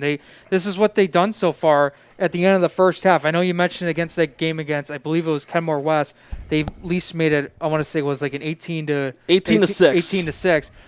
Basically every other game, they've either been up by, 29-0, or they've been up either 28-0, they'd be up by more than 30, and the opponents will not score a single touchdown. So this is what they do. They try to get off fast and early in the first half. They like to keep that going in the third quarter, and once they get out to that monstrous 6 or 7 touchdown lead, that's when you see them try to sag off a little bit, and with some obviously got that big, sometimes the coaches, they can do a decision if they want to do a running clock or not. Sometimes they've done it, sometimes they haven't. But nonetheless, Jamestown, this is who they are, and this is what they've been throughout their season. And in the first half, in all their games alone, they've only allowed 6 points. 6 points in the first half in 5 games. And right now they're pitching a shutout once again. And we're about to start the second half as the Red Raiders are on the field for the kickoff. And West Seneca West are out there too. And it's going to be Rojas kicking it off. Let's see if he ends up deciding to go for a holder again.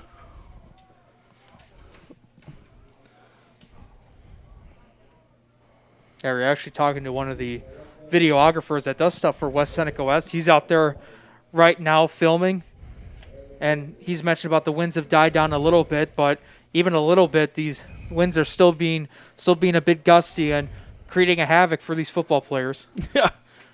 Well, here comes the kickoff, and that one's a beauty. And that's going to be fielded at around the 10-yard line and down to the middle of the field, trying to get to the right side and tackle at around the 25. The return man was Tevin Mobley on that kick return. So decent field position for the Indians to start the second half. And it's going to be 1st and 10 for West Seneca West.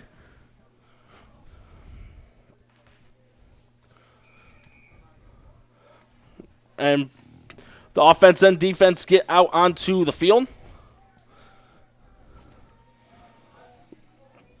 Freeland's going to be in a shotgun formation. And here's a snap, and that's going to be a handoff. Looks like it is to Burrell. And he gets tackled at around the 26, maybe the 27. He at least got back to the line of scrimmage on that play. It's going to be 2nd down for the Indians.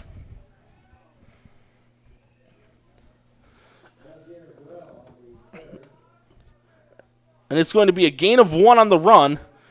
So it's going to be 2nd down and 9. And here come the Indians once again, and Jamestown showing the blitz like they have all game long. Freeland takes a snap, and it's a give to Burrell again, and he's going to be stopped way behind the line of scrimmage. Takai Branch with the tackle, and on the assist was Ben Anderson to bring him down, and that was a big loss by the Indians. Great read by Branch and Anderson. It's going to be a 3rd down to 22. Yeah, Burrell has had a couple looks when during his warm-ups. You know, that's been due to Isaiah Simmons, not being able to play tonight. So they're having Burrell take a look at, see what he can do. And so far, Jamestown, once again, when there's a running back in there, they're just doing a good job stopping the run. It's going to be a 3-wide set. And here's a snap. And Freeland wants to throw. He'll throw it into the flats, and that is complete, but tackled right away by Anderson. That throw in the flats to Pawavarchik, and it loses about 3, maybe 4 yards on the play. Yeah, that's actually the first completion for Freeland, and it ends up going for negative yardage. And Jamestown starting out strong on their defense, continuing on what they've done not only in this first half, but throughout their fantastic season. And that was a loss of 4 on that play. And it looks like the Indians are going to go for it. It doesn't look like Freeland is getting ready to punt here. And it's going to be a trips right and 1 receiver to the left. Jamestown showing the blitz. Freeland will take this. No, he's going to pooch punt it, and that was partially deflected, and it bounces out at around the 28-yard line. So Jamestown once again with good field position, and it didn't even look like there was much of an oomph on that punt by Freeland. I'll tell you what, in terms of possessions being started by a team, I haven't seen this many deep offensive possessions to start on a drive since the Tennessee Titans-Bills game, and we know how that went. So yeah. Tennessee basically just having great field position around the 40, sometimes in the 30 to 20 of the Bills' territory. Here in this case with Jamestown, they've gotten the 30, the 20, even into the red zone to start out their offensive drives, and they're just going to go out there and make sure that they try to pile on more points. And that'll go as a 10-yard punt, and it's going to be a 4 wide, which is 2 stacked on each side, and Butera the back, and it's going to be a give to Butera. He shakes off one defender, veers off to the right side, breaks another tackle, and he'll hit the 20-yard line, so an 8-yard gain on the run, and a great offensive effort once again by Butera. It's going to be a 2nd down and 2. Score still 29-0 in favor of the Jamestown Red Raiders.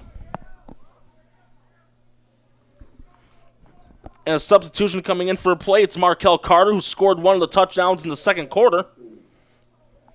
And we're about to hit 9 minutes left in the third. Butera so far has almost 80 yards rushing on the night, 2 rushing touchdowns so far. looking to try to break that century mark once again on the ground and, try to keep the consistency from last week, go for his third touchdown. 2 back, 3 wide. Here's a snap. Give to Butera again. Trying to get the first down, and it looks like he maybe got 1 yard. It's going to be third down and short. He didn't quite get it for a first down. It's going to be third and a yard. And Jamestown once again in the hurry up.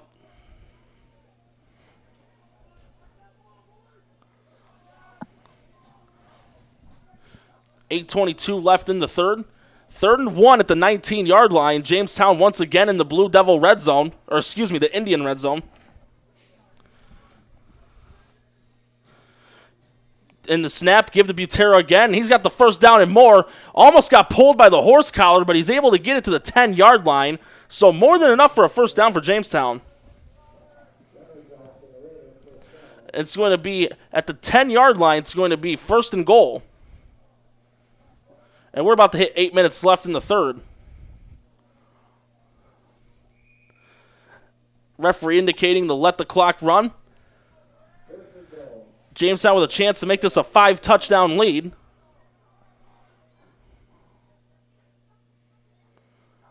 Drake takes a snap. It's a give to Carter. Chops through to the middle of the field. He gets it past the 5, gets tackled around the 4-yard line. So inching closer to the end zone once again is Jamestown. It's going to be a 5-yard run. So 2nd and goal at the 5 with 7.5 left in the third. Still 29-0 to score as Jamestown looks to add another touchdown to the books.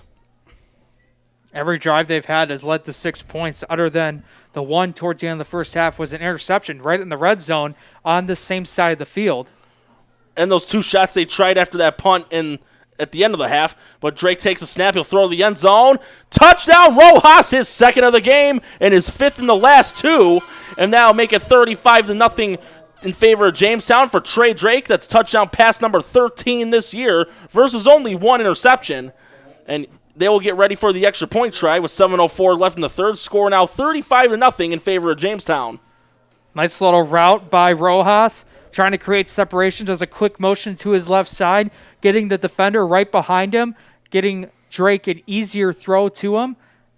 They've been a very dominant connection with Drake and Rojas. They've been very good so far together. Here's the extra point on the way, and that looked like it was partially deflected. The kick is no good, but the lead will go up to 35-0 as Jamestown will get ready once again to kick off to the Indians. So Jamestown picking up where they left off in the first half offensively and defensively. And here come the Jamestown special teams unit and the kick return unit out there for West Seneca West. Yeah, I'm sorry, go ahead. I was going to say, if you're head coach Tom Langworthy, it's, I really, hopefully get a chance to talk to him after this game's over, because I really want to ask him, was this the way you expect your team to go out here like this? Obviously, you want your team to go out there and just be dominant, be, doing all the right things, making sure they're going through game plan correctly, going through, walkthroughs very well. They know what their assignments are. They know what they're doing. And that's what they've done so far. But I feel like they've even exceeded it by a mile, if not more. I don't know how many people were predicting this Jamestown team to come into this season. I know they went down from AA to A, but for them to come out here this season and just pile on against their opponents and just not even make it a match, it's been incredible to see the consistency that we've seen so far. Once again, though, the ball fell off the tee. You can almost expect that, though, now with these wins. The flags are blowing at a decent rate on the goalposts, but here comes the boot by Rojas. And that's a beauty. Goes back past the 10, and it rolls into the end zone for a touchback. What a boot there by Rojas. He's one of those ones that's got a lead foot. When his toe hits the letter, boom. So it's going to be a touchback, and it'll be first down for the Indians. It's going to be a 1st and 10 at the 20 with 7:04 left in the third. The strategy that West Seneca West needs to do right now, just get one in the end zone. Just get one at least. Yeah, on these past broadcasts, one of the things I've mentioned when the team faces Jamestown is try to find some positive things throughout the rest of this half. try to look at plays that worked out well, and when you're getting towards the end of the game and you at least get a touchdown or at least a score on the board, just try to remember that and realize something worked there. You can use it towards next week's game. Freeland takes a snap, and it's going to be a give. Flag on the play. A rare flag, and that was Massey once again. He got his helmet pulled off him, but there is a flag. Let's see what it is. It's a rare penalty. Not a lot of them have been called tonight. Yeah, I don't even think we've had 5 penalties so far this game. I believe this is only number 2. And it's going to be an illegal procedure on the Indians. So it's going to be backed up to the 15-yard line.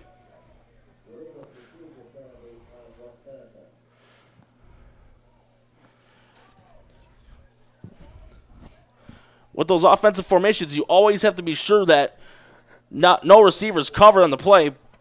There is an injured player down the field. With that, we will take a quick break. You're watching this matchup between the Jamestown Red Raiders and West Seneca West Indians right here on WNY Athletics. We'll be right back after a word from our sponsors. When it's time to sell your home, start with a visit to howardhanna.com, ranked the #1 real estate site for sellers. A few clicks will show you the sales price you can expect for your home. We can get you the most money in the quickest amount of time because we know where the local buyers are and how to reach them. So if it's time to sell your home, visit howardhanna.com today, and we'll match you with a local Howard Hanna agent to sell your home fast. I love being home. 300 Level Media is a locally owned and operated multi-purpose media company right here in Western New York.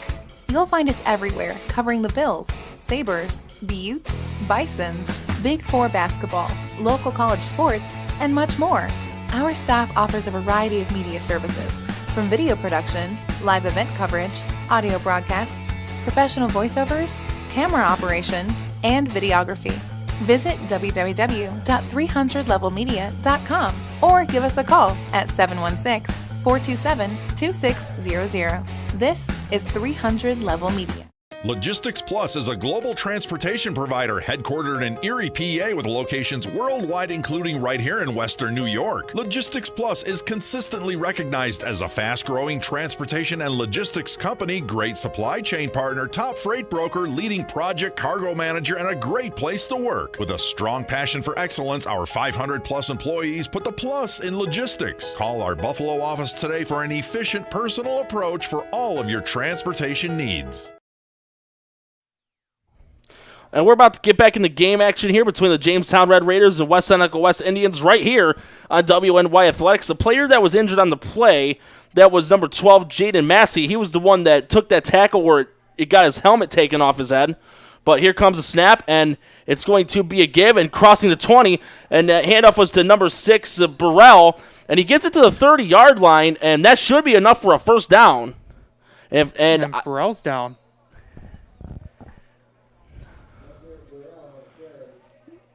The run is enough for the first down, and I do believe that's the Indians' first down of the game.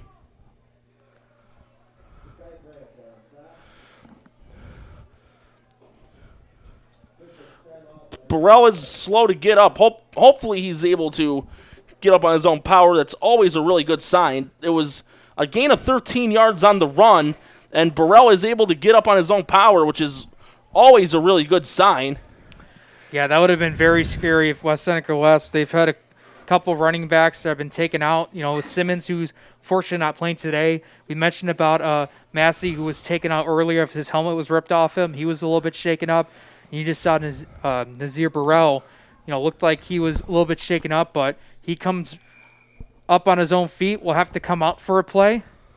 And now you got number 24 in a running back. That's Dominic Lohman. And from what I see, Freeland, I believe, has been pulled from the game right now. A quarterback is Terry Nichols, who also plays linebacker. He's a junior on the team. He's in there in place of Freeland. As we hit 6 minutes left in the third, probably changing the quarterbacks up to see if they can build a little momentum going into their next game. So Nichols in for Freeland, and here's the snap. and he wants to throw it. Nichols will shoot it to the right side, and that's complete. The pass is caught by number 8, Tevin Mobley. And he gets tackled at around the 36, maybe the 37-yard line. So his first pass attempt results in a completion. And that's what you want to see from your quarterback, Nichols. Just looking poised, running the play that needs to be run, being confident that his receiver was going to be open on that play, Tevin Mobley. He was. A nice short pass, gaining about 8 yards. It's going to be a 2nd and 2 at the 38 as we're about to hit 5 minutes left in the third. And coming back into the game is Burrell. So that's a very good sign. And we hit 5 minutes left in the third.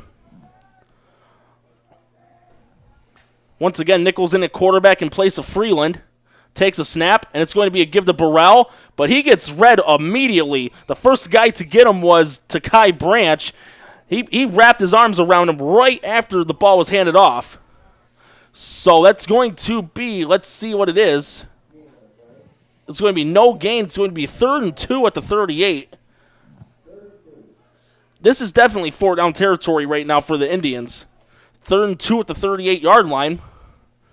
Earlier in this drive, they picked up their first down of the game.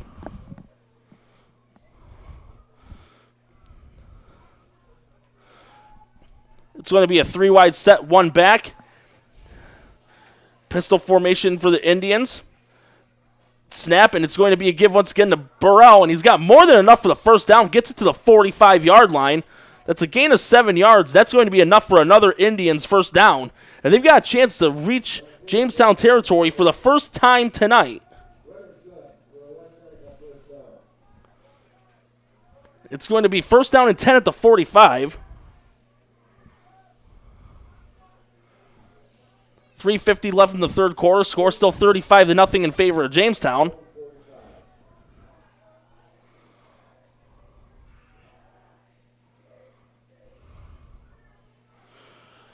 Indians looking to get in the past Jamestown territory for the first time since early in the first half. And here's a snap. And that's going to be a give once again to Burrell. He crossed the 45, and he gets tackled at around the 49-yard line by a group of Jamestown Red Raider defenders. So far in this drive, piece by piece, so far so good for West Seneca West. Yeah, they're inching themselves forward towards Jamestown territory. Killing a lot of clock, though, but nonetheless, it's good to see some positive things happen on this drive where they have a chance to get into enemy territory and try to find a way to get in the end zone. It's going to be a 2nd down and 6 with under 3 minutes left in the third. Indians doing a little bit of a hurry-up offense, similar to what Jamestown's been doing throughout the game. It's 2:45 left in the third quarter as Nichols gets the play call. Nichols waiting for the snap. And here's the snap, and he will throw for it. He throws in the flats, incomplete. That was intended for Tevin Mobley, who caught the completion from Nichols just a few plays ago. So it's going to be 3rd down and 6 at the 49-yard line. And this is definitely 4 down territory. So that was a play by West Seneca West where, that first completion from Nichols to Mobley, it was just on the right side of the field with that same motion route. They move it over to the left, and the pass for Nichols is too much to the left for Mobley, falling incomplete.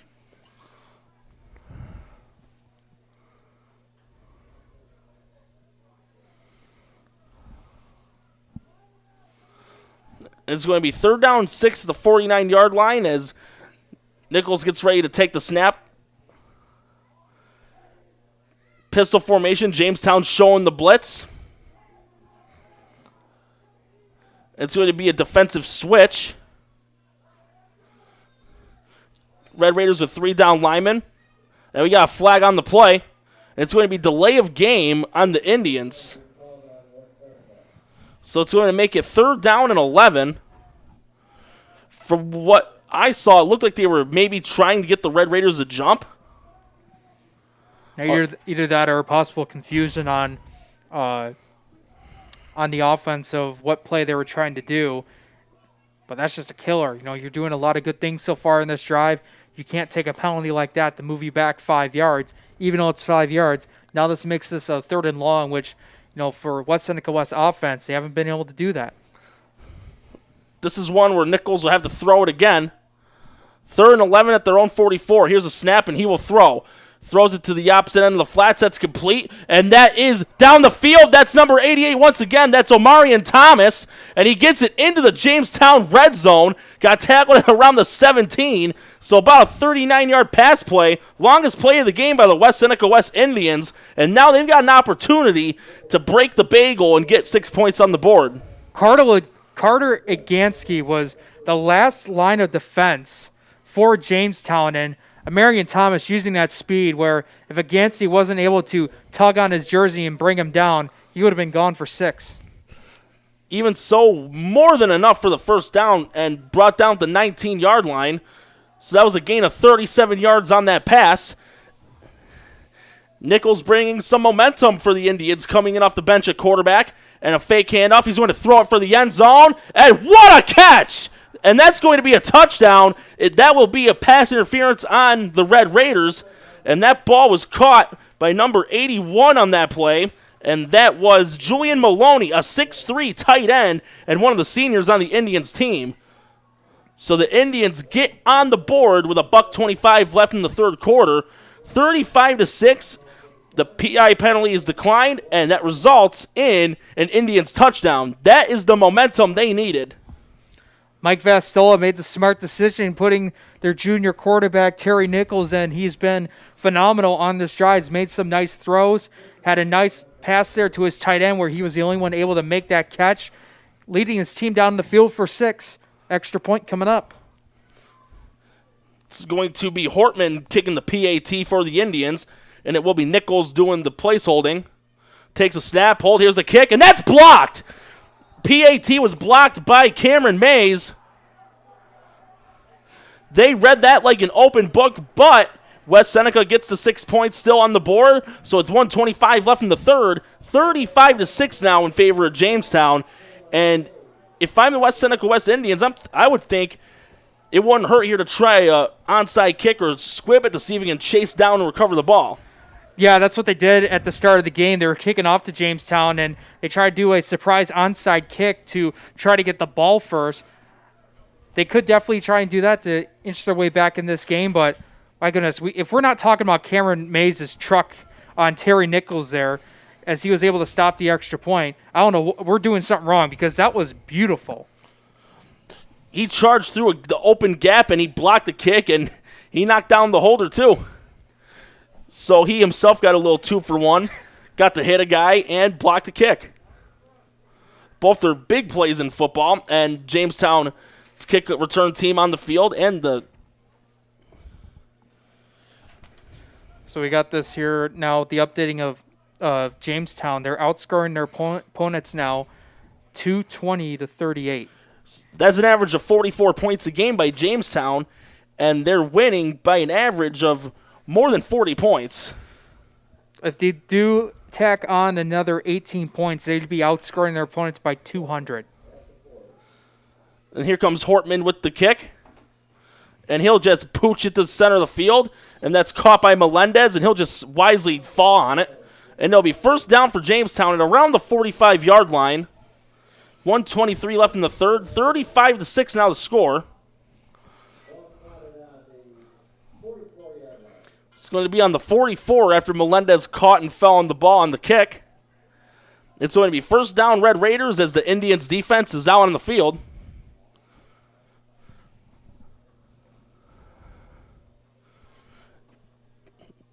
Jamestown getting the plans from their coach, Tom Langworthy.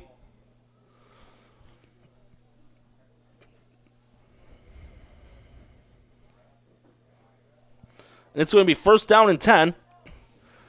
It's going to be a 2-wide stack on each side and Butera the back. Drake in the shotgun formation. Takes a snap. He'll give it to Butera. Gets to a gap, gets past midfield, and here we go. He could be gone. Gets to the 20, and he's going to walk in untouched. Touchdown, Red Raiders, and they get that touchdown back and make it 41-6 with 1 minute and 10 seconds left in the third. That's a 56-yard touchdown run by Jalen Butera. It's great to see what Seneca West was able to do down the field, add some points on the board, get that goose egg off their back, get that weight off their back. And what does Jalen Butera do on the first play of the drive? Cuts it right down their throats and just goes in 56 yards to the house. And here comes the extra point. Profiter will be kicking, and Drake will be the holder on this play. Let's see if they get a better result. The last one was a botched snap, which resulted in a failed two-point attempt. Here's snap, put down, kick, and that one's through.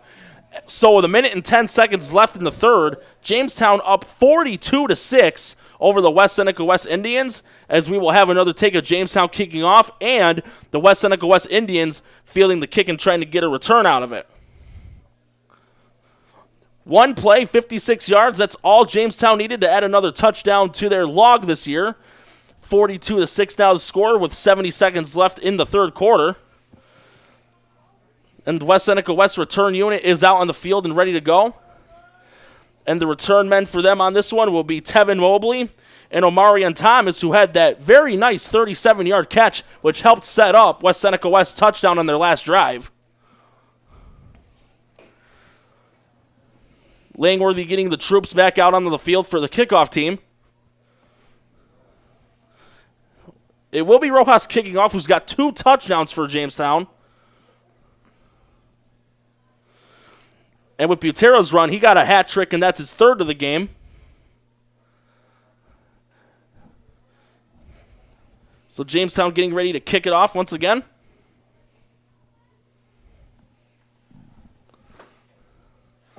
They break the huddle, and they're going to avoid the ball falling off the tee. And they're going to once again have Anderson hold it. And here comes the boot. And it's a knuckleball down the middle, and it's deflected off of an Indian player, and it's picked up and trying to reverse field, but hit right away by Takai Branch. It looked like the man that picked that up was Gandolfo. And with a minute and 1 left in the third quarter, it's going to be 1st down and 10 for the West Seneca West Indians. And they're going to stick with Terry Nichols at quarterback. And after getting that first touchdown of the game for the Indians, this is smart to stick with him. Yeah, it definitely is. He's a guy that they want to take a look at. They want to see what he can do. And so far at that first drive, Mike Vastola, you got to be elated to see that your junior quarterback can do that at ease on the first drive. But now Jamestown came back with the right hook of their own with the touchdown by Butera. You got to see what Nichols does here with this offense. 1st down 10 to 35, and Nichols will throw. He's going to shoot it downfield, go for Thomas. He's got it. 30, 25 to the 20, and he's brought down. I beg your pardon. That was caught by Tevin Mobley. So another deep dime, this time to Mobley from Nichols. So 2 deep passes. And I'm sure that they're thinking, why did they not put Nichols in a little bit sooner? Well, that's because Freeland has a lot of that, dual threat ability. And, towards that start of their season, he was definitely the guy. He showed a lot of poise throughout their practice. But Nichols is just trying to make a name for himself, proving, hey, I want to be the starter on this team. We're right there on that previous drive that led to 6. And that deep pass right there to Mobley, he's proven it so far that not only can he be that guy as their quarterback, but show he has a really good arm as well. And this could be some future competition because both him and Freeland are juniors. And they'll both be back next year as we hit under 30 seconds left in the third. 1st and 10 at the 15-yard line. So a gain of 50 on the play, and it's going to be a handoff once again. That one goes to Burrell, and he gets tackled at around the 14-yard line. Under 15 seconds left in the third. I believe that was actually Mobley on the carry. They tried doing a little jet sweep, but Jamestown able to sniff it out. And they're just going to let the clock run. And at the end of 3 quarters, Jamestown up 42-6 with West Seneca threatening to score once again. You are watching this varsity football matchup between the Jamestown Red Raiders and West Seneca West Indians right here on WNY Athletics. We'll be right back after some words from our sponsors. 300 Level Media is a locally owned and operated multi-purpose media company right here in Western New York. You'll find us everywhere covering the Bills, Sabres, Buttes, Bisons, Big Four basketball, local college sports, and much more. Our staff offers a variety of media services, From video production, live event coverage, audio broadcasts, professional voiceovers, camera operation, and videography. Visit www.300levelmedia.com or give us a call at 716-427-26. Logistics Plus is a global transportation provider headquartered in Erie, PA with locations worldwide, including right here in Western New York. Logistics Plus is consistently recognized as a fast-growing transportation and logistics company, great supply chain partner, top freight broker, leading project cargo manager, and a great place to work. With a strong passion for excellence, our 500-plus employees put the plus in logistics. Call our Buffalo office today for an efficient personal approach. And we're about to start the fourth quarter here at Strider Field between the Jamestown Red Raiders and West Seneca West Indians right here on WNY Athletics. Jamestown ahead 42-6, but in the last couple possessions, the West Seneca West Indians have really started to build some momentum their way going into their next game. Putting in Terry Nichols at quarterback has really helped them swing the pendulum their way a little bit going into next week. Yeah, absolutely. And, I'll have to double check to see who they will be going up against. I believe that's going to be, as I try to look at their schedule here, with Jamestown actually this being their final regular game of the season, so interesting to see where they're going to be in terms of seeding, if they make the playoffs or not. But I'll tell you what, if they try to find a way to sniff their way through, Terry Nichols under quarterback, that's going to be very interesting if they do it. So Jamestown will host the A2 second-place team next week. A2 division winner will host the A1 second-place team. And right now it's going to be 3rd down 6 at the 10-yard line. So West Seneca West looking to add another touchdown in the books. It's going to be a 3-wide set. Nichols in the pistol formation. He takes a snap, and he will throw. Throws to the right side, and that got deflected. And that was deflected by Melendez, a 6'2" quarterback that also plays wide receiver and linebacker. There on the deflection, and West Seneca West will probably go for it here on 4th down. Yeah, absolutely. You're in the red zone right now, down 42-6. Just go for it. Just try to. You got a confident quarterback right now who's made some good passes that get your team down the field. Try to punch it in on one play. It's going to be 4th and 6 at the 10. A little over a minute played in the final quarter. Once again, pistol formation.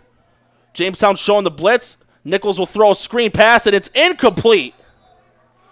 It looks like it was intended. Yes, it was. It was intended for Amarion Thomas, and he couldn't quite get a handle on it. And probably better off letting that go incomplete because he had a wall of defenders waiting on him. Yeah, definitely. But, Amarion Thomas has shown at times to have some nice juke and good spin ability, so he could have possibly tried to get a first down there if he holds on to that catch. But I'll tell you what, Terry Nichols, not only is he shown to have a nice dart and a beautiful pass, he's got good velocity on the ball too, and he's shown that so far in this game where, once the wide receivers get more comfortable with him throwing the ball, they'll make it much easier, for those catches. And from what we're seeing right now, it is going to be a running clock as Jamestown gets back onto the field. It's going to be a 4-wide set, 2 on each side, and Butera the only back. Butera broke the 56-yard run on Jamestown's last offensive possession. Drake will roll to the right. He'll throw a swing pass in the flats over to Melendez and gets about 5, maybe 6 yards on the play. It's going to be 2nd down. It's going to be a gain of 7, so 2nd and 3 at the 17. Jamestown doing the hurry up.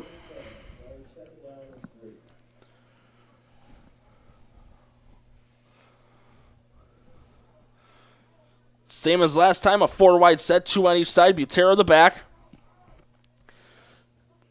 Sends a man in motion. That is number 4, Chris Navarro, and a stop past the 20-yard line. The give was to Butera. It will be enough for a Jamestown first down. And once again, like mentioned, it is a running clock now with Jamestown up 42-6. And Jamestown in no rush to run a play.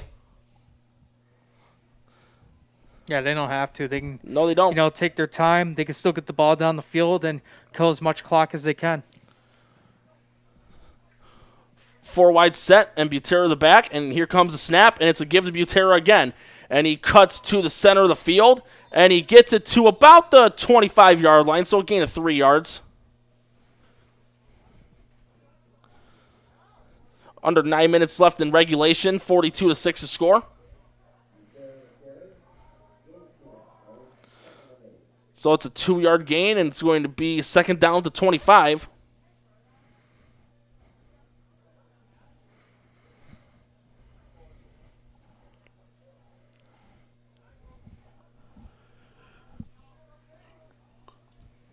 And Jamestown going in an empty backfield, a 5 wide set, trips left, 2 to the right. Drake will take the snap, and he wants to throw. And that pass is caught by Navarro, and he'll cross the 35 and gets tackled at around the 36. More than enough for a Jamestown first down. It's going to be a gain of 11 on the play as we hit 8 minutes left in the fourth quarter. Yeah, this is where Jamestown likes to sag off a little bit. They have this tremendous big lead heading into this fourth quarter. Clock's winding down. Try to go for the short passes. Just do a little draw plays to keep the run up the middle, just to keep this clock chewing. It's going to be 1st and 10 after the 11-yard completion to Navarro. And it's going to be a 4 wide set. Butera right beside Drake. And here's a snap. It's a give to Butera. And he shakes off a couple defenders. He swings it over to the right side. Gets past midfield. And he gets tackled at around the 47-yard line. Another big run by Butera. More than enough for a first down. It's going to be a 16-yard run by number 6, Jalen Butera. First down, Red Raiders. Yeah, it's just watching Butera plays is absolutely phenomenal. And it's just tremendous to what he's able to do to try to shake off defenders. Butera coming into this season, 6'2", 192, I know, looks like actually, Jamestown just got a unsportsmanlike conduct penalty. I believe I did see a flag. There was a helmet that was on the field that was off of a Seneca West player. There were a couple Jamestown players celebrating, and in high school football, that is usually a big no-no. If you're caught celebrating or getting too much into it, a flag will be thrown on you. So I believe, to my knowledge, a first down will stand, but it's going to be after 15 yards are tacked off. So instead of 1st and 10 to 48, they'll be pushed back to their 37. Well, not only that, but three coaches, Tom Langworthy was one of them, was all on the field just being livid at the referees about the call. And the coaches have to be careful, too, because in play, they cannot be on the field.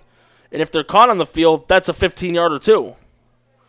I think Langworthy's just wanting an explanation of what happened, but it's going to be a 15-yard penalty on Jamestown, and they're going to be pulled back to their 37-yard line after the yardage was accumulated. 7:22 left in the game, 42-6. Still a score in favor of Jamestown.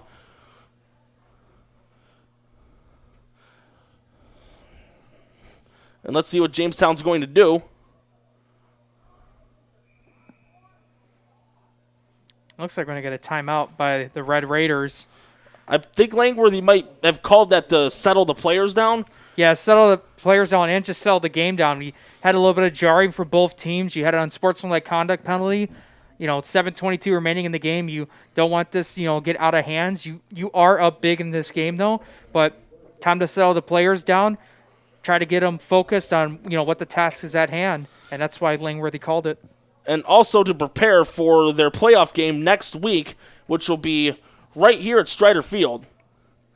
Yeah, so the way this game is going, with 7:22 remaining in the game, looks like Jamestown will finish the regular season undefeated. 5-0. Yeah, and it's been a great year for them, and it kind of stinks, that with this COVID season that it has shortened and condensed the season. Originally, obviously, with this being a fall sports, with COVID, they had to push it back, all their fall sports, and fortunately enough, they were able to get it off this year in the spring. But imagine, with the 8 or 10 game season, imagine what this team would have done, against 3 more opponents in the regular season. Even so, a 5-game season is better than having no season at all. Yeah, absolutely, 100%. And the Jamestown players are back out on the field. It's going to be a 1st down and 9 due to the unsportsmanlike conduct penalty and the yards taken away after the 1st down on the pass, on the run by Butera. And here comes Drake, and he's going to fake a screen, and he's trying to go downfield to Melendez, and incomplete. And there was also a trio of defensive backs from the Indians. It's going to be a 2nd down and 9 at the 37. Demarion Weatherspoon on the coverage. Tremendous one-on-one coverage between Weatherspoon and Melendez. Drake able to just get it by Weatherspoon where Melendez could have made the grab, and just a little bit short. It's going to be a 2-wide stack on each side, and Butera will be the back beside Drake. Drake in the shotgun formation, calling the signal, takes a snap, and it's a give to Butera. He'll cross the 40, breaks a couple tackles, sweeps it over to the right side, gets past midfield, and that's more than enough for a Jamestown 1st down, a gain of about 16 yards. As we're about to hit 7 minutes left in the game. Again, just cannot emphasize more about Butera's tremendous ability in terms of shaking off defenders. He had 3 West Seneca West defenders right there. Either right in the backfield, right at the line of scrimmage, just shakes him off like it's nothing, cuts a little bit to the left side, and gets his team a good 1st down. Gain of 17 on the run. And it's going to be a 2-wide stack each side once again, same as the last time. Drake will throw a screen over to Navarro, and they're going to roll him down where he caught the ball. In high school and in college, if your knee is down, even if you're not touched, you're down at that spot. So it will most likely be no gain on the pass play.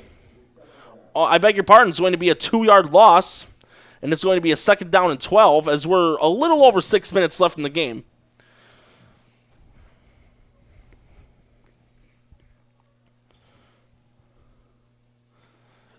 Jamestown trying to get the play communicated to Drake.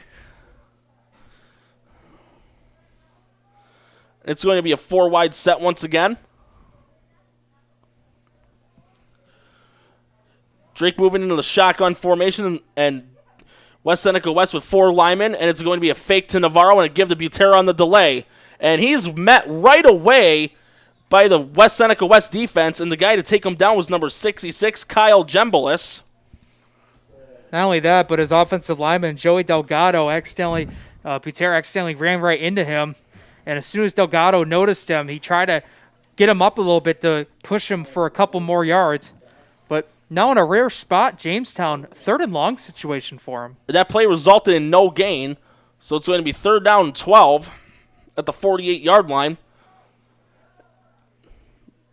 Jamestown just doing what they need to do, milk as much clock as they can. And Carter coming back into the game. Carter, who has scored one of the touchdowns for Jamestown tonight in place of the injured Damari Jones, who we unfortunately haven't seen come back onto the field since early in the 1st half. But a rollout to the right by Drake looking to throw, and he's going to shoot it near the sideline, and incomplete. That was intended for Rojas. It's going to be a 4th down and 11, and the smart thing to do would be to attempt to pin the Indians back. I would say play it smart, punt the ball. Definitely do that, but at the same time, I can also see Langworthy's offense just be like, just stay out there and just keep driving them. It's 4th and 11, 4:51 remaining in the game. Even though there's 4 minutes left, this game is basically in the bag for Jamestown. Why not just try to keep this drive going? If West Seneca West comes down there and score, they come down and score. They're gonna chew up a good amount of clock when they do.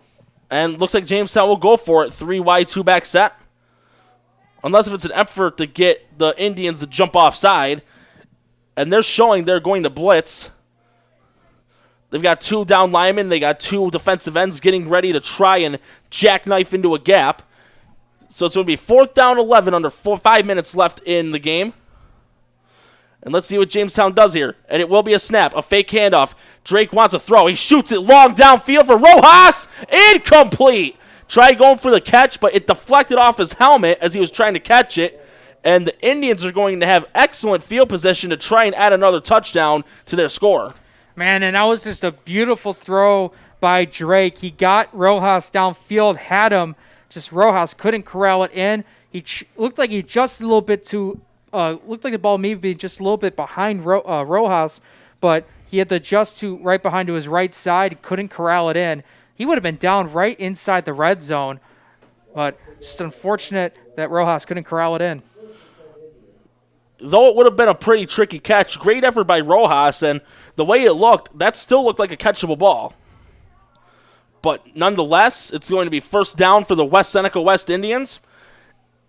And just like they have for most of the second half, they're going with Terry Nichols, who's done very well under the circumstances, taking advantage of his opportunity to play some QB. So here's a snap, and that's going to be a handoff on the play, and met right away by Takai Branch. That was Burrell on the carry, and they read it perfectly. As we're about 4 minutes left in the game. It's going to be a loss of 3 on the play.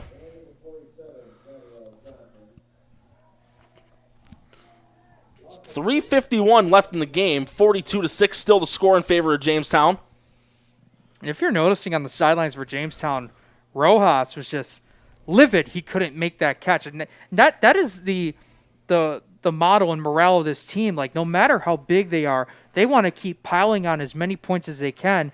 And obviously with Rojas, being one of the leading receivers on his team, he knows he has to make that catch. Even late in this game, we're up by almost 6 scores. It's a give to Burrell again, who tries to swing it to the right side, and he's going to be tackled again for about a loss of a yard. And the guy to bring him down was Ben Anderson. It's going to be a loss of 1. It'll be 3rd and 14 at their own 42.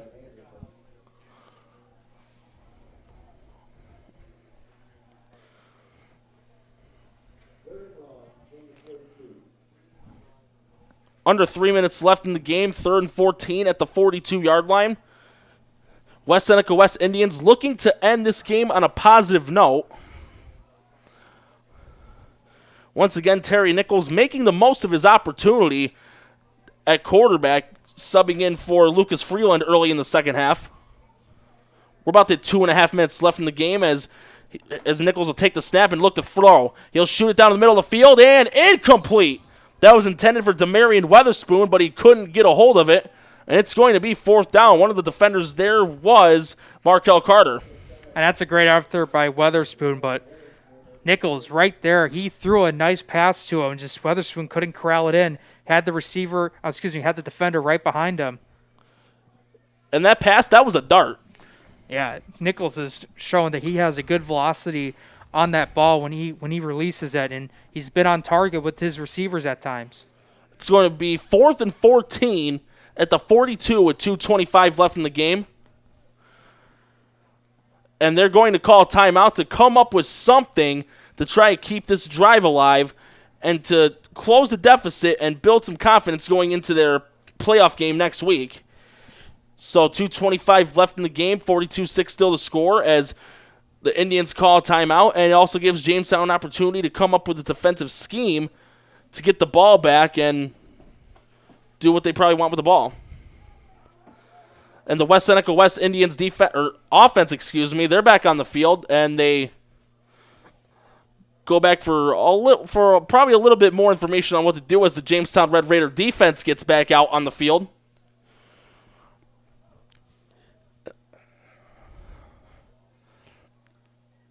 Seneca West probably doing some last-minute installations. And they're about to come back out in the field. Once again, 4th and 14 at the 42.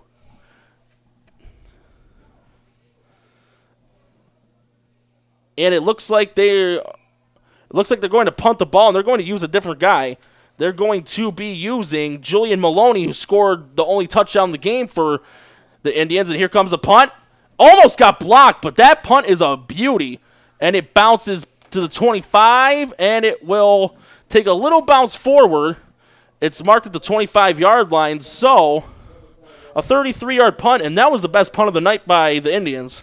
Yeah, it has, and that's because, for anyone who's watching our game right now on Twitter, YouTube, or Facebook, if you're looking at our screen from left to right, that's the way the wind's been blowing throughout this entire game. And that's why, Ella Profiter for Jamestown's had some nice extra points on that right side of the football field.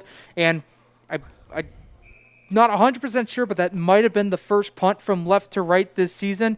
And, with that win and with that hang time, was able to blow by and get some more yardage. Do have a final as Springville defeated Alden 24-14. We also got a game going on also with West New York Athletics between Orchard Park and Bennett. Fourth quarter, 46 seconds left. Orchard Park up on Bennett, and it looks like they currently have the ball and are punting with about 40 seconds remaining in the game. And Kyle Melendez is now in at quarterback for the Red Raiders, and he got about an 8-9 yard run on the play. So Trey Drake with another excellent performance. 2 touchdown passes. Yeah, I like to mention that game, Orchard Park 14, Bennett 6. 33.3 seconds left in the game, and Bennett has the ball in their own territory. So a possible chance to cut down the deficit as Melendez takes another snap as we're about to hit 1 minute left in the game. And Jamestown's going to finish the regular season, the shortened COVID season, with a 5-0 record. And had this have been an 8-10 game season, I would have near zero doubt that they would have gone undefeated throughout the regular season fully. Yeah, and they have a chance to do it in the playoffs as well in Class A, as they've shown that, the teams that they've faced so far in A1, they've shown to be the dominant team in almost basically every asset of the game. Offense, defense, special teams, they've been very good. And Melendez will take another snap, and he gets near the 40-yard line.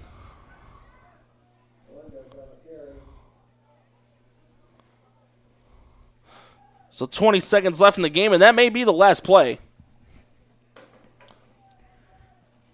So it's going to be a 2-yard play on that run. Orchard Park and Bennett just went final. Final score 14-6. That is the final score. Orchard Park defeats Bennett 14-6. And we're about to have a final score right here. Your final score, the Jamestown Red Raiders 42 and the West Seneca West Indians 6. Jamestown finishes the COVID-shortened season 5-0. West Seneca West is 3-2. Jamestown will be back next week to host the number 2 seeded team in the Class A playoffs right here at Strider Field in Jamestown, New York. On behalf of WNY Athletics and the 300 Level Media Group, along with Jake Fyock, I'm Norm Rodriguez saying you've been watching this high school varsity football showdown between the Jamestown Red Raiders and the West Seneca West Indians right here on WNY Athletics. Good night, everybody.